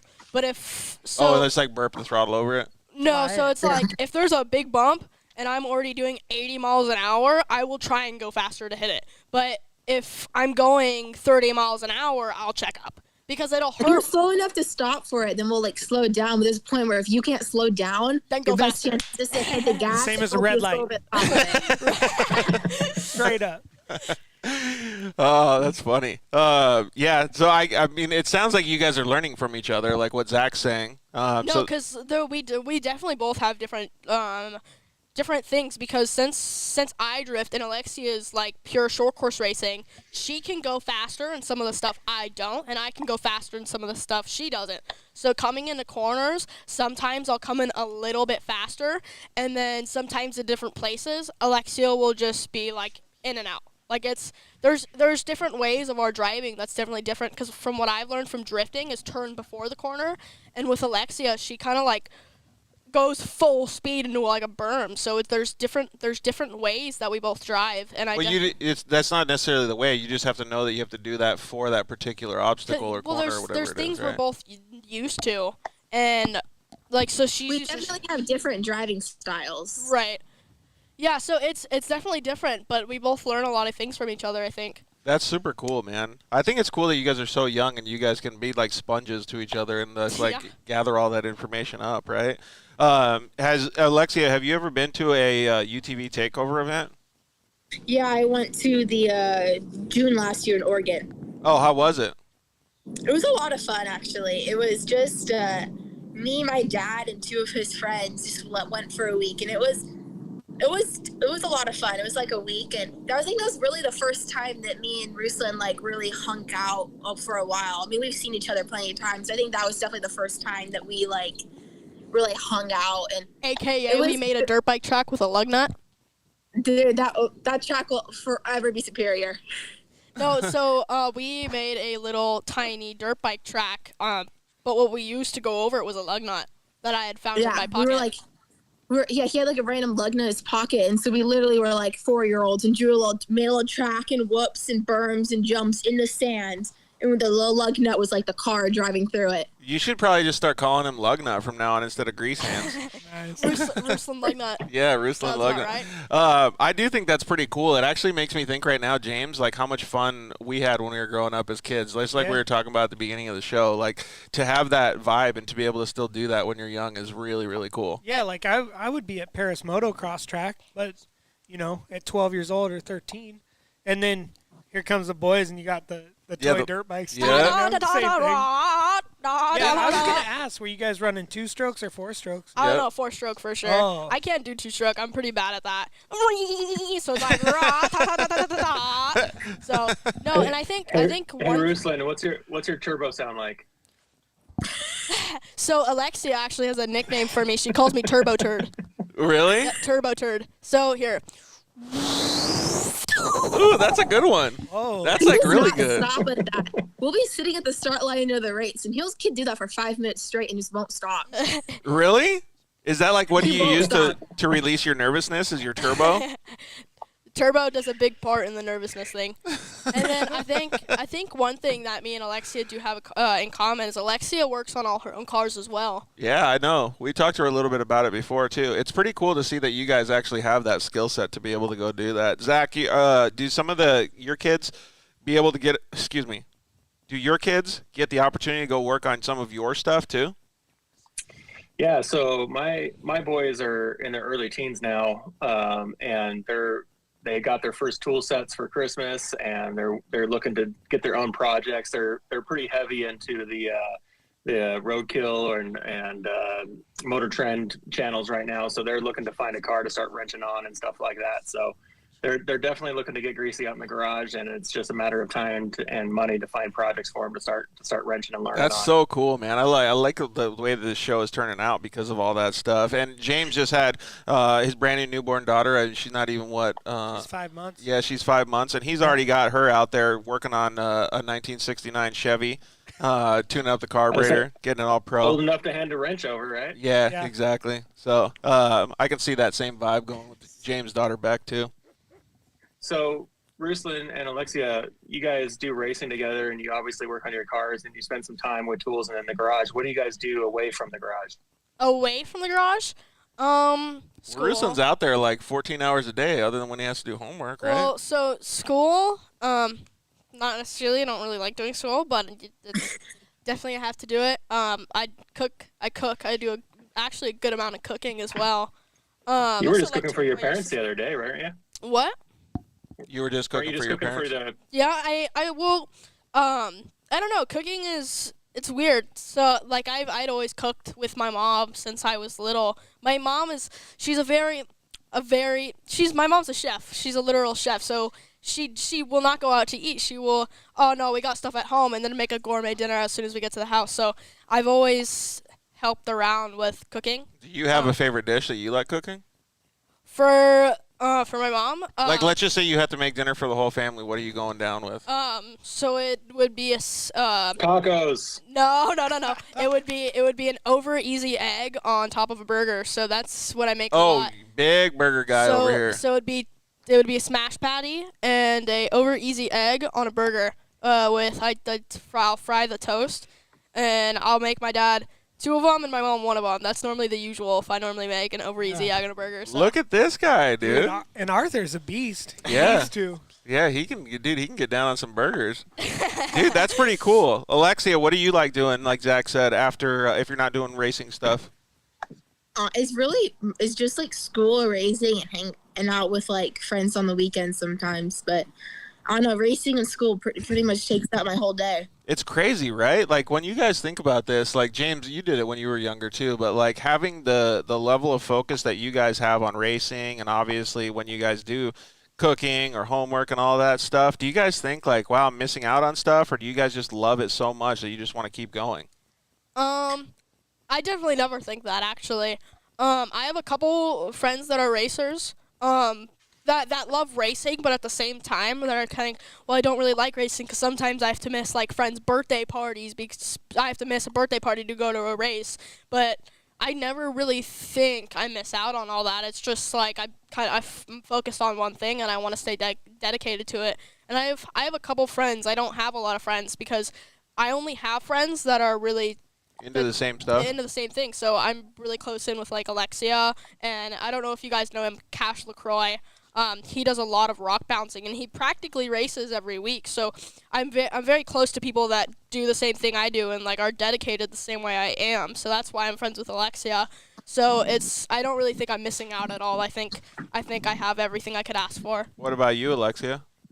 I mean, I go to my like school and I always see like friends post online like, oh, they're hanging out, or like I'll miss like. I mean, I don't really care, but, like, I'll miss, like, a school dance. I'll see everyone hanging out and always talk about it. I'm like, oh, I miss that because I'm race. But at the same time, like, I think I'm friends with more racers than, like, I guess normal people. So, to me, like, I'm like, okay, well, I missed this like thing, or all my friends hung out, but instead I get to go to the track and hang out with my other friends. So no, I mean, I definitely wouldn't like give up racing to go, I guess, do that. Like, I guess racing kind of makes up for it. Like, I don't mind. Yeah, totally. Like, and that's why everybody calls it, Zach, the racing family, right? Yeah. So I have a question for Alexia, and forgive me for the build up on this one. Social media plays such a big part in racing, and we've talked, George and I and Ruslan and a bunch of other guys, we've talked a number of times about how social media is an important tool set for a new racer to find sponsorships, to kind of expose their program, things like that. And especially with you, and I'm not trying to be sexist or anything, but with a young woman with social media and how that plays out for you guys, when you compare your social media to your friends at school or even just your friends in racing, kind of how does social media play a part in the way you think about your day-to-day and what you post and how you post and all that? What's your perspective? I mean, I talk to young men all the time about social media, and it's pretty straightforward for us. But as a young woman in racing, how do you approach that? What's different to you, and what things do you take into consideration? I mean, all the kids at my school or like friends, it's like their Instagram posts are like, they post more like, oh, like nice pictures themselves and like stuff like that. But I guess mine's a very like professional standpoint, and like there's like honestly barely any pictures of me that's not related to racing. If it's not related to racing, it's like hanging out with race friends. Like that's my social media. But yeah, I mean, social media is definitely how I grew. I mean, that's how me and Ruslan got like started talking and got this Vegas to Reno, was through Instagram. We just started like messaging, like following each other and messaging each other and like commenting on each other's posts and stuff. And that's how it all started. Being a lot of like my biggest sponsors is because they found me through social media and reached out. Right. So I think I definitely think it's a big thing too, because if, for example, so Alexia messaged me on Instagram just talking about regular stuff, just like any kind of day stuff, and I'm like, hey, I have a desert car, getting built, and I was like, I'm looking for a co-pilot, and she was like, yeah, sure, I would be down, but this is just talking about it because the car is not, it's, it's just almost just a mock-up. It's not really anything big. Like in the beginning, I think we were more like joking at the beginning, like, hey, let's co-drive for like. And then, like, nothing was serious. So I was in Arizona at the time, and Alexia had messaged me, and she said, hey, are we doing Vegas to Reno? And then she said, send me a couple pictures of the car if there's any progress, to see if we can make it to Vegas to Reno. And I was in Arizona at the time, so I texted her father, Chris Leeming, the owner of XTC Power Products, and I texted him, and I was like, do you want to do Vegas to Reno? And he was like, stop by the shop, and we'll have a quick chat. So I think I think it was on your way to Virginia. So yeah, I think it was on the way to Virginia. I think, and I stopped by, and he chatted with me about being serious about racing. Like, are we gonna do this? Not just talking about it. Like, are we gonna do this or not? So that's kind of how social media plays a big part. Yeah, I think I take two things from that, Zach. You probably do, James, as well. Is like the communication aspect of it would have never happened had they not seen the like-mindedness of each other's page, because they were both racers and they both had common interests, right? And then the communication portion of it, that you can bond together to be able to do that. But I think, James, one of the things that I took the most out of the answer that both of them just gave was there was a filter. The father was the filter in that situation, and Arthur was obviously transacting that conversation while they were driving too. So I think that's pretty cool that social media can do all of that stuff for them. And if Alexia maybe didn't show the same stuff that she shows in her interest in racing, maybe she showed herself with all of her friends, maybe it wouldn't have turned out that way. What do you think, Zach?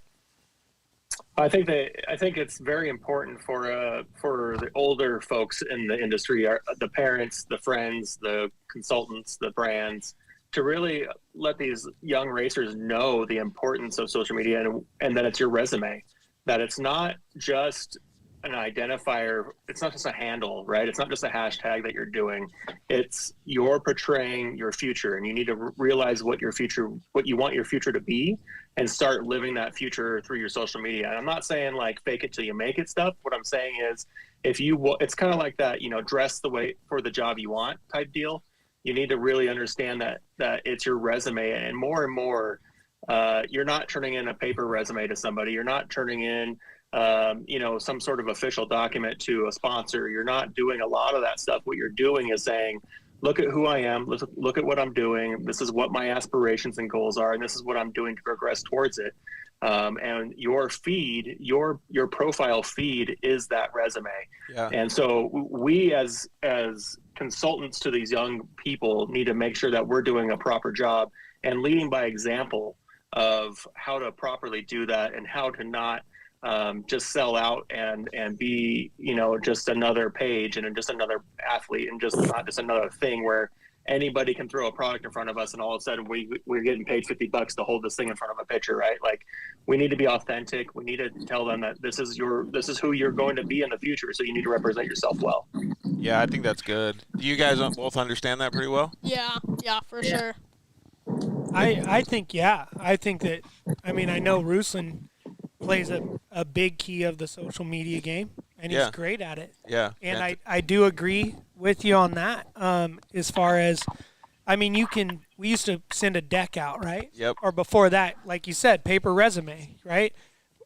You could have the most bitchin' deck there that you could make, right now. Yep. But someone's still going to look at it, look at your name, and then type it right on in there. Yeah, and they go, might not okay, even read let's the look rest at of it. Twitter or Facebook or Insta, right? Yep. 100. And that's what's going to make the difference. So we were actually, I'd like to have you join, Zach, because it sounds like you're pretty knowledgeable all this stuff, but we're going to have a social media episode that talks about marketing and portraying yourself pretty soon, so that would be pretty cool to talk about. And Alexia and Ruslan can chime in on that too if they want. So I think what James was saying is completely right, because if I get an email or like a sponsorship that wants to come on board, and I have a deck. I'm almost every person now has to have a deck. They send in a little deck of just basically everything. Thanks to Zach, he actually built my deck for me. Yeah, there you go.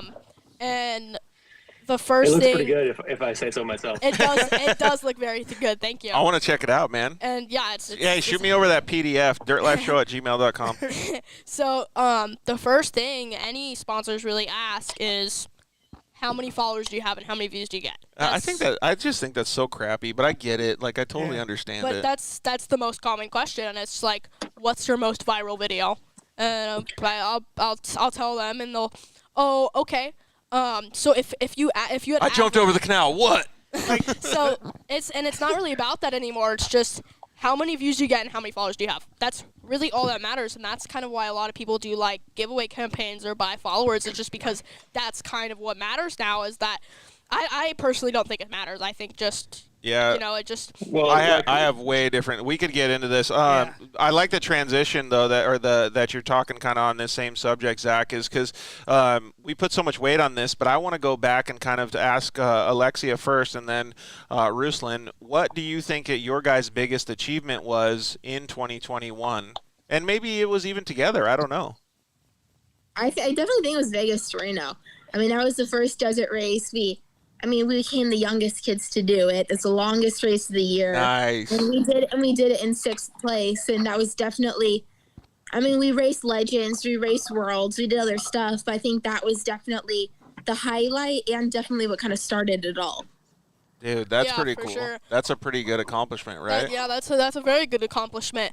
What about you, Ruslan, personally? What do you think was your biggest accomplishment? For me, I think Vegas to Reno was definitely, personally, number 2. King of Hammers was definitely, I feel, my biggest accomplishment.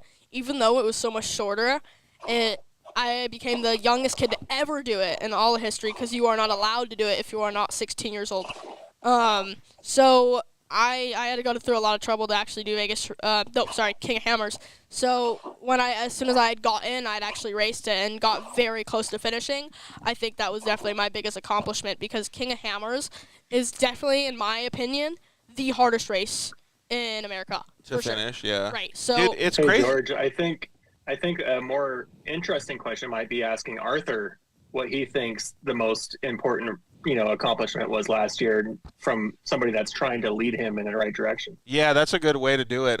So maybe Ruslan, you can ask him that question. But when you hear them talk about this stuff, James, it's pretty impressive, right? So he said pretty much everything. He said he can see me take a lot of challenges in and never have doubt in myself. Yeah. And I just want to prove people wrong that the youth are capable of doing anything. Like, for example, he said my son's broken a lot of barriers, and I was the first kid to do, a lot of races, and they ended up opening up youth classes just because I had raced it. So he said he feels like I've broken a lot of barriers, and so he can get more people to have confidence in the youth. Yeah. So he definitely feels like me as a person have broken a lot of barriers and opened a lot of opportunity for a lot of the youth drivers. That's a really good question, Zach, because it puts a perspective on it. Ruslan's obviously being humble, but it's understandable that he's pushing all these boundaries because of the position that he's in, right? Because of, like what you said, the social media stuff and the things that he's doing, the way he's portraying himself.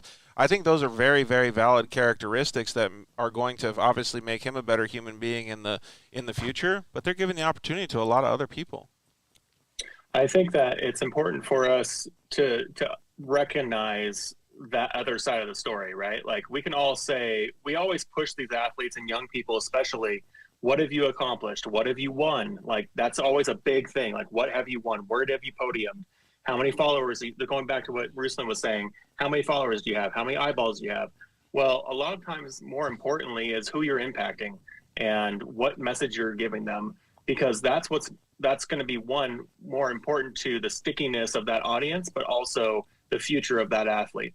Yeah, that makes a lot of sense, dude. I really like that question that you came up with. Tommy commented in. Tommy's World says, "What's the best way to get started in UTV racing, Ruslan?" And maybe it's for some of the people that you're helping break barriers on, a young kid or somebody. So this is completely off topic, but I heard one quote before: "If you want to be a millionaire in racing, start off as a billionaire." Yeah, or start off with $2 million, right? So it is right. So it's very hard to get in racing, because obviously you do have to have money to buy the car itself.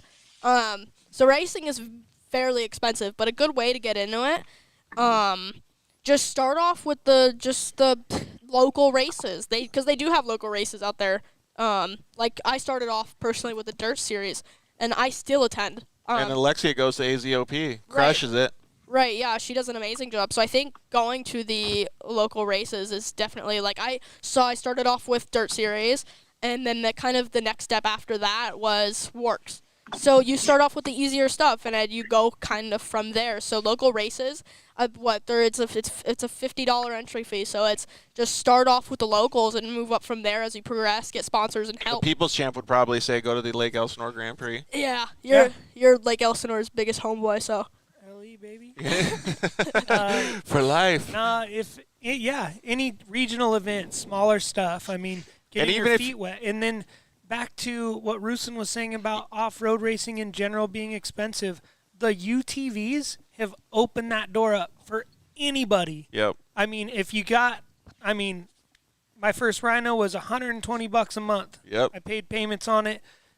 It's obviously changed since then. The cars are more expensive, but you can finance a car and go race it. Yeah, it's pretty crazy, right? It's very crazy. I do think it's cool that you can do all those local races. In fact, in the middle of my side-by-side racing career, I actually did an AZOP race, the one and only one that I did in Gila Bend, and it was super fun. We took a bone stock Yamaha and went and just hammered it. We didn't even check the clickers on the shocks, so it was a little bit rough, but it was still fun, and Alexia does all those races.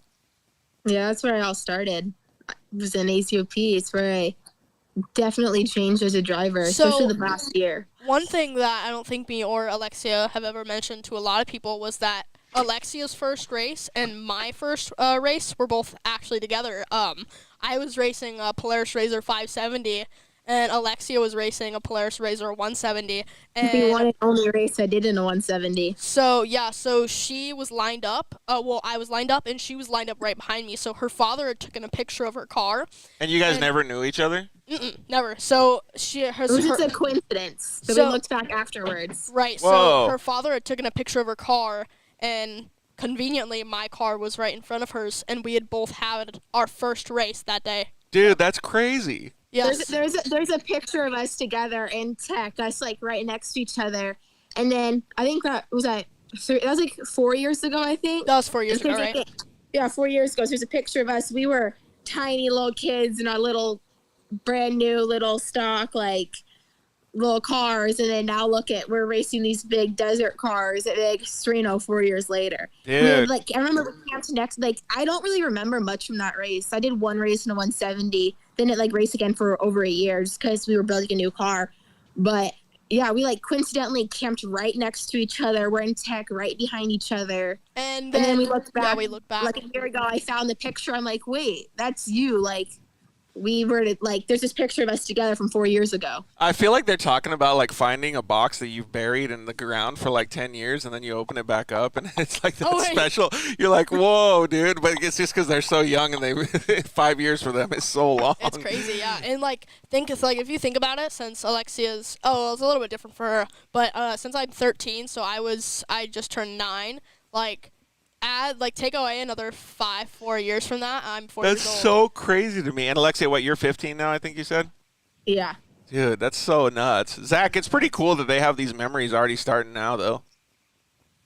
Yeah, I think it's a huge, shout out to the parents that allow these kids to, one, do these awesome things, but provide them the ability to have these experiences, right?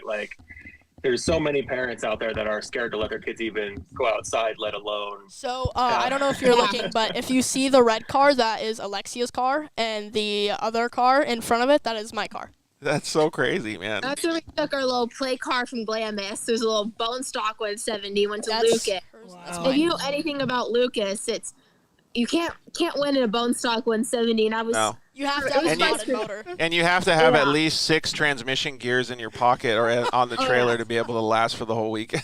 Can't you just put that billet piece to hold them in? Dude, those things blow so much. It's ridiculous, man. You know what's actually crazy? My brothers, they've been racing 170s for 2 years, the two of them. We've only had one transmission ever go. Really? Dude, I see, Jackson admitted in 2020. He blew a transmission. Other than that. But also, her brothers are very, very smart. So they race the 170 and they win a lot and they battle a lot too. I've been there for a lot of the races since me and Alexia raced together, and we always hang out at every race. So watching their brothers, they're very smart on how they've been educated very well, so they don't blow trannies like some other kids do. It's pretty cool to see. They had to learn how to time the whoops and time the jumps right, and they're throttling because you in those 170s, lean on one jump on the gas and boom, $2,000 for transmission goes. So yeah, dude, that sucks. They had to learn how to throttle it through the whoops and throttle it off the jumps to still be fast, but also not blow a transmission. Dude, it's so crazy. These little kids are learning all this stuff, right, James? It's crazy. It's pretty cool, though. So, Zach, we're going to wind down the show a little bit here. Did you have any other questions for them? Because I know that you've seen Ruslan, obviously, out at UTV Takeover. I don't know if you saw Alexia when she went. But what about the racing stuff? Because you haven't seen him there. Yeah, I'm hopefully going to be seeing everybody down at the Mint 400, so I'm excited to come down and see everybody for the first time in 2022. There you go. Yeah, we're going to have to hook up and make some content, bud. Oh yeah. I don't think so, but Alexia, you're going to be racing Mint too, huh? We're not sure yet. We haven't really. I know it's only a couple of weeks, but we haven't decided I don't know if I'll do it on my own, if I'll do it with you, or if I'll just skip all together. We haven't decided yet. Hey, if you're down, I'm down. Co-pilot. Nothing like the last minute. Yeah. And plus, definitely our style. Plus, she likes to drive, dude. I want to drive. I want to drive. You don't want to ride passenger seat again? No, I'm okay. I'd rather have the steering wheel and gas pedal. I appreciate you coming on with us, Zach. It was cool. Those a couple of those questions, man, really, really pinged me in the heart too. Listening to these kids talk about some of the stuff that they're going through and how they're paving the way for other kids as well. So really appreciate it, dude. I'm glad that you're going to come to the Mint. We'll see you there. For sure. I hope to see everybody there. And if you see me, come say hi and shake hands. And I don't know how anybody would miss you, right? Big red beard. That's right. All right. Thanks, homie. So, please tell the family hello. Peace. We'll see you later. So, Alexia, what's the next thing on your schedule? We have UTV Legends in Laughlin this week. Whoa, are you all ready? And I won't be there. I know. I wanted him. I haven't seen him I haven't seen Ruslan since UTV Worlds in October. Whoa, that's a long time. So, huh? Alexia just released the big secret that she's racing Best in the Desert in her XP1000 too. So, Dude. right. So, Nice. so after she got a little Big desert girl. yeah, after she got a little taste in the desert, she just decided to go for it. So, Oh, you're addicted now? I'm addicted. Yeah, I gave up the short course and made the transition to desert. so now that she's racing desert, I don't have a co-pilot, so that's why John ended up co-piloting for me. For Oh, the, well, Hit now you 400. guys are going to be battling out on course or something, dude. Oh That's, yeah, I'm a little scared. yeah. That's cool, though. Now you guys will be pitting together, getting everybody's secrets all together, and then go out and battle together. Oh yeah. Shake and bake. I was Oh, just yeah. thinking the same thing. It's like Took the that. words right out of my head. All right. Well, Alexia, there's one last question that I wanted to ask both you and Ruslan. And what was one of the most funnest, or how do you say it? Funnest, fun? I times. definitely, as soon as you said that, I definitely know one. Well, it has to be in the last year. Yep. So, me and Alexia went to Best in the Desert, and I ripped the front end off the car coming around the corner. Our steering, which we didn't know, our power steering unit was having problems, so it would lock up the steering wheel randomly. So we had found this out at the Mint 400. It went bad, so we had changed it the night before the race. So it had locked up while we were coming around the corner, and I ripped the whole front end off of the car. So we creeped the car like 4 more miles. And we broke our steering box, so we were done from there. So me and Alexia, you're not allowed to take your helmet off. So because we were so hot and sweaty, we walked up to the hill and we sat down there and we took off our We were able to helmets. see, like, we could see all the lines of dust out in the distance. We were, like, kind of watching the track, like, kind of stopped this and was, like, watching the race from the side. So Dude, that's crazy. yeah, so me and Alexia were sitting on top of that mountain for a couple hours. I was going to say, desert racing, sometimes you have to spend time way out there in the middle of nowhere. Yeah, so we didn't get picked up till, like, 8:30 or, like, 9 o'clock. And we got had back. broke early. So Did we you had- bring snacks? No. That was the only race that we didn't have snacks So at. The only race. that's the funny thing about the story. So so first of all, as soon as we broke, Alexia wanted to text her parents that we had been broken down, and our impact gun was in our door bag, drilling on her phone. It drilled. Oh, what? It drilled almost. I would always put my phone in the door bag just in case, like, we broke or something. I would, like, have my phone. Well, this one race, apparently the impact gun wasn't locked. And I go to pull out my phone, and it looked like a bullet went through the phone. Oh, my God, So dude, it that was sucks. It was a whole hole, so Alexia didn't have any way to contact her parents, and we were too far from the radios to actually communicate with them. So we're stuck on this hill for, I'd say, 4 hours total. And since we start getting tired and we were hungry, we don't have any food, and we've been out on this hill for 3 hours. You just start eating a PRP seat in your car or what?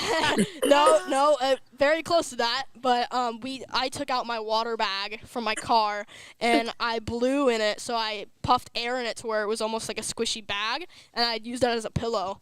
He would suck all the air out of it and it would deflate, and then he blow it back up. He would had like airbags for his head the whole time. So that was the joke. MacGyver. So that was the joke. I had airbags for my head. Really? So, and then we started getting super hungry. We were out there for at least a couple more hours, and we see a pit car like that spectates. There's an official out there. Official, right? A couple turns away. With a razor. So we go and walk out and we're like, hey, do you have any food? And the guy gives me barbecue chips and gives Alexia Ritz crackers. He had all loaded up. He had a bunch of drinks and snacks, and we were just hanging out with them eating food. Yeah. Dude, that's crazy. So yeah, we had to watch the car get towed back that day. What snacks do you guys bring if you guys are going out there? Like, So, funny story, at Vegas to Reno, I brought a granola bar, and I got chocolate all over my face, and Alexia was eating Cheez-Its, so. oh, Cheez-Its would be pretty good. And then we had it was from Tech. We put a bunch of snacks in the door bag for Tech at Vegas to Reno, and during the race, when I was driving, we blew a belt, so my co-driver got out and was changing the belt, and I'm like, so I went to go pull my phone out of the door bag. Then Nutella exploded everywhere inside. What? Really? So, you know those sticks, those Nutella sticks? You Yeah. got a stick out the other side and put in Nutella? So that popped. Really? Yeah. Dude. It was all over the inside of the What door a bag. It was mess. so gross. So basically what you're saying is don't take Reese's Pieces peanut butter cups when you go out there? Sure. Don't take anything chocolate in a door bag. Take So crackers or I don't know if you Jesus, guys know where I'm going with this whole thing, but I was going to tell you the pro move from the OG People's Champ. He has the pro snack. What is it, James? What one? I mean, we roll with Sour Patch Kids. That's what I was looking for. Woo! Winner! That's one of the ones that, the only thing that can go bad is it gets a little warm and it's... The watermelon ones are the best, by the way. Ooh. No, What Sour Patch Kids are you eating? just the original ones. I don't really like the watermelon ones. Watermelon. I like the watermelon, but, let's just say you're out there for 4 hours. Watermelon. You don't want to just have watermelon. Yeah, I do. You're that hardcore in water. It has it all. Oh, yeah, you need the variety, dude. Like I want to have a variety couple pack? blues, and then take a break, and then a couple yellows or something. Oh, okay. Just get the big variety pack at Costco. Yeah. Yeah. Okay, so you guys got all your snacks all dialed in. So if there is a chance that you guys do any co-driving together and something happens, then you got your snacks all dialed. But if one of you guys breaks down and the other one passes the other one, just throw snacks out the window. Just huck them out the window and just pass by. Oh yeah, and then King of Hammers at the Desert Challenge, we broke down. We had to walk 2 miles to the next pit. Whoa. To get to safety. Apparently, that's what my co-driver says. I had a bag of Reese's Puffs. Not Reese's Puffs, sorry. Reese's cereal puffs. I mean, that sounds pretty good. I was munching on that. It sounds like it's not going to melt quite as bad as peanut butter no. cups, right? And my co-driver was like, "Let me get some of those," and he finished it off. So. All right. So before we let you go, Alexia, what's the goals for 2022? Drive every mile of the season, in Best of the Desert, and hopefully go for the championship for Rookie of the Year. That's cool. And what class is this in? The Super Stock. That's going to be pretty cool, man. Very cool. I like those goals. What car are you using? XP 1000 Polaris Razor. Nice. I like those goals though because those that's great. those are achievable goals. Drive every single mile that you can and finish the races. And that class should be a driver's class. So yeah, good luck. 100%. That'll be fun. Yeah.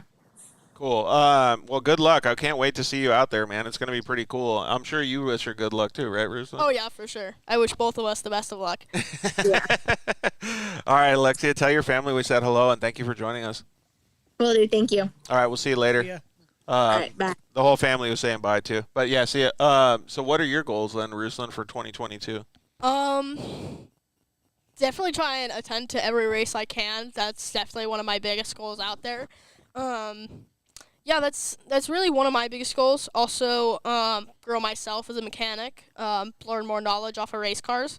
A couple days ago was actually I pulled out my first motor, so that's definitely one of my goals. That's pretty impressive, dude. Thank you. So my highest goal up there is just get more knowledge to myself, try to attend every race, and just become a better mechanic. Have you asked any of your sponsors? I mean, I saw you asking James stuff today about building the car and learning how to weld better and just things like that. And you were even asking, I think you guys were talking about different metals and thicknesses and stuff.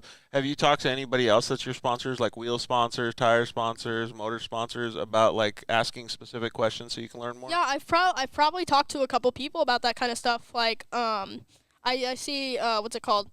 TPR and Brian Crowder. Definitely some people I ask about motors too. Like, because I've blown a couple motors. I've blown a couple. So they're the so they are the people to ask when I need help. So definitely when I blow a motor, I ask them a lot of questions. So what do I need to do? What do I need to torque this to? Do I need to put Loctite on this? What do I need to do? So it's definitely a big learning thing, and I ask a couple people like James, TPR and Brian Crowder, Josh from Crowd Heat. So I have a lot of questions for everybody. One of the things that I think is super cool is that we talked a little bit about social media and kids and stuff. Like I was always asking questions when I was a little kid too. Yeah. And people would some parents would be like, why did your kid ask so many damn questions to my parents?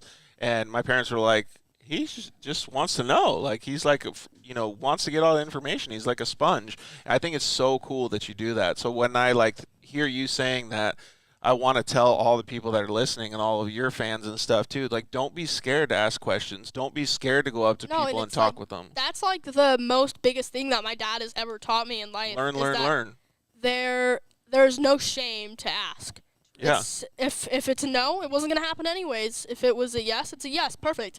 So that's one of the biggest things he's ever taught me is never be afraid to ask, and it never hurts to try something. That's so Nice. cool. Yeah, I think James has that same feeling too. I love that because I'm a question person. Yeah. And people take it wrong. You know, when you ask a lot of questions or just question someone out of nowhere, hey, what's going on with this? Right. Some people get offensive. Something, you know.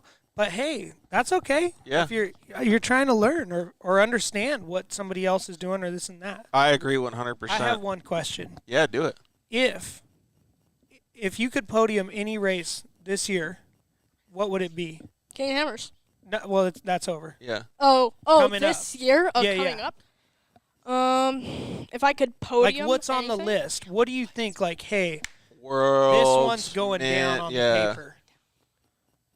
I mean, there's so many races, dude. There's a lot, yeah. Like, but what do you think? Like, what do you want to strive for? To me, in a UTV, it would probably be World Championship, but that's just. No, that's.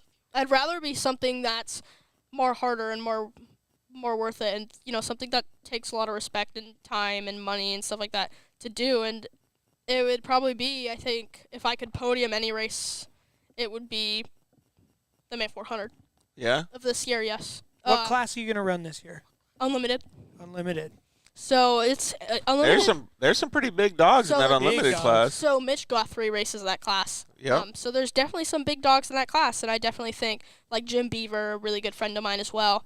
So there's some big dogs in that class. So I think it's definitely gonna be hard, and it's gonna take a lot of my time to learn, and you know, I'll be better in general, and just try to make myself better. It's a benefit, definitely, for sure. I think you've made a lot of strides in the past year and a half that you guys have been working on this stuff. And one thing that I wanted to say, kind of like the stuff that James is asking, because he's asking those questions because he wants to see you succeed, right? But I think there's a lot of things that I've noticed in sitting down with you today compared to sitting down with you, and it was just over a year ago, maybe a year and a month or something.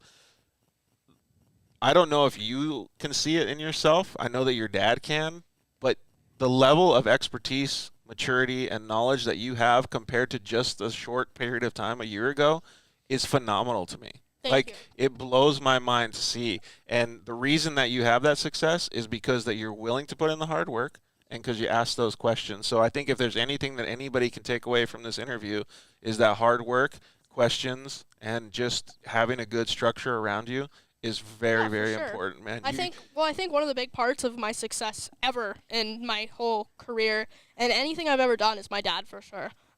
He helps me with everything possible, and my mom as well. If it wasn't for my mom, I wouldn't have raced. Well, and if it wasn't for your mom, you guys would be starving because she's cooking all the good food. You also wouldn't be here. Oh yeah. So good point.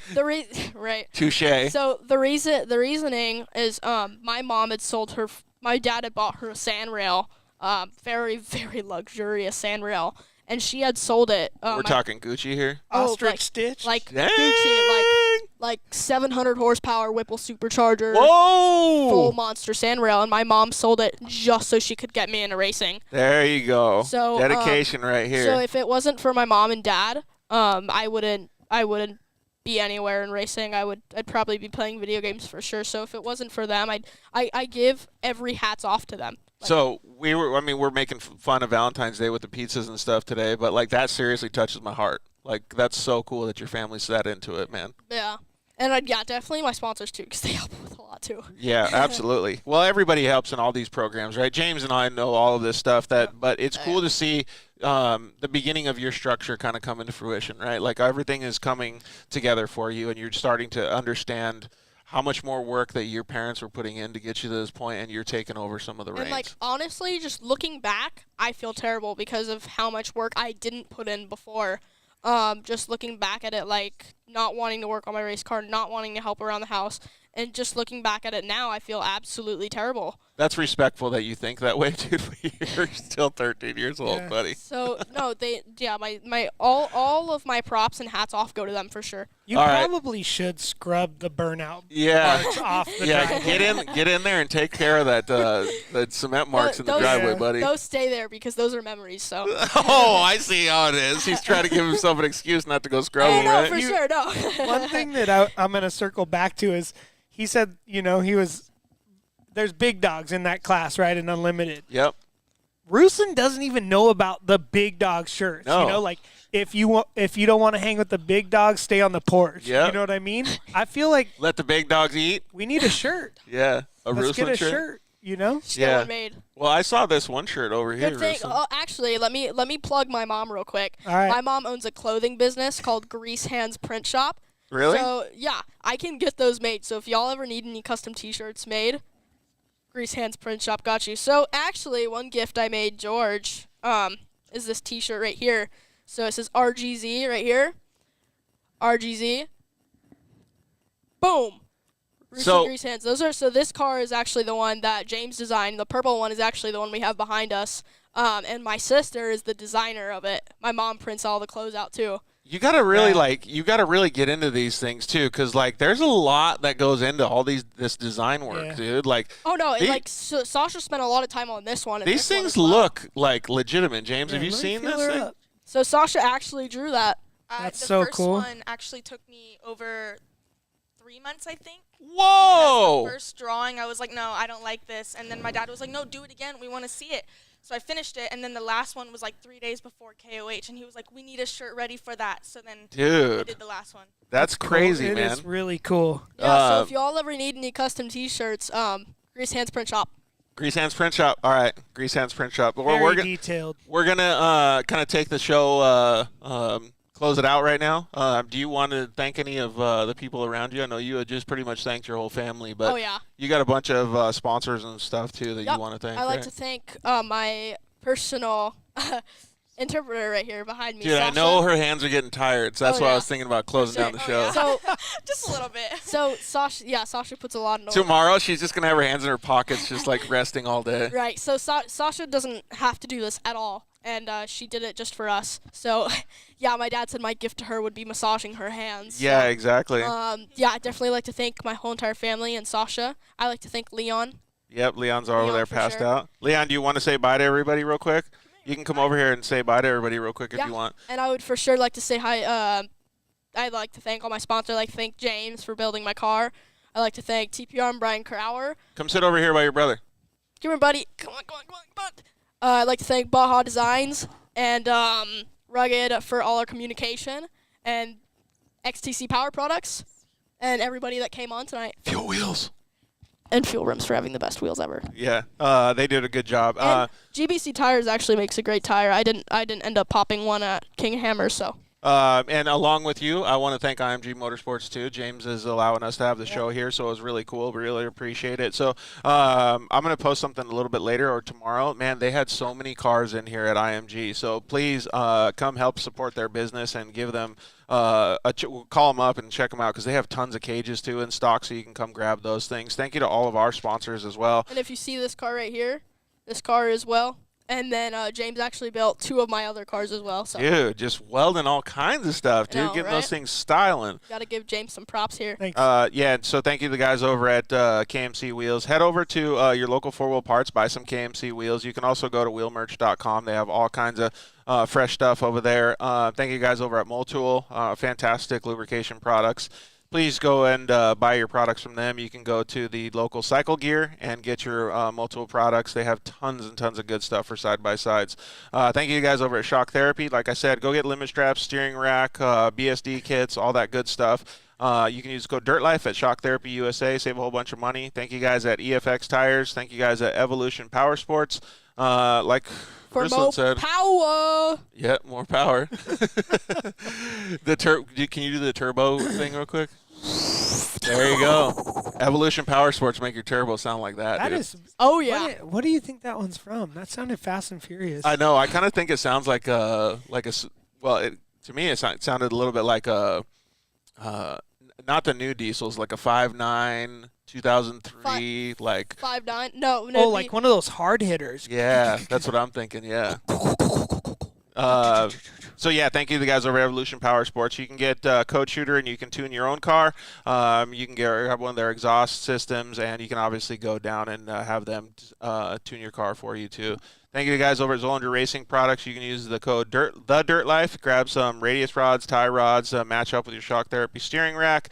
Thank you guys over at Cryo Heat, like you were talking before. I don't go through transmissions anymore just because of them. Whoop. And thank you guys over at Solderweld. You can use the code DIRTLIFE at solderweld.com. Appreciate it, James. Thank you very much for having us at the shop. You guys, a good evening. We really appreciate you guys all for tuning in. Like I say, every show, you guys are our lifeblood. You guys are the ones that make the show go, and all of the DMs and stuff, man. Like, I still can't believe it to this day. I said this so many times on other shows. You guys really make it worthwhile for us, so we really appreciate it. So next week we are going to have a special show for you guys, so tune into that one. Really appreciate it. First of all, before you say anything, I'd like to thank Jimmy right here and George Hamill, your host right here. Thanks, dude. We appreciate it. And clearly, thank you to Sasha for doing all the interpreting. 100%. And happy Valentine's Day as well. Hey, so do you want to talk on the microphone, Leon, before we go? Just say thank you, guys. Good night. Thank you. Good night. Thank you. Good night. All right. Thank you guys so much. Really appreciate it. We love you. Good night. Good night. Thanks for listening to The Dirt Life Show. See you next week.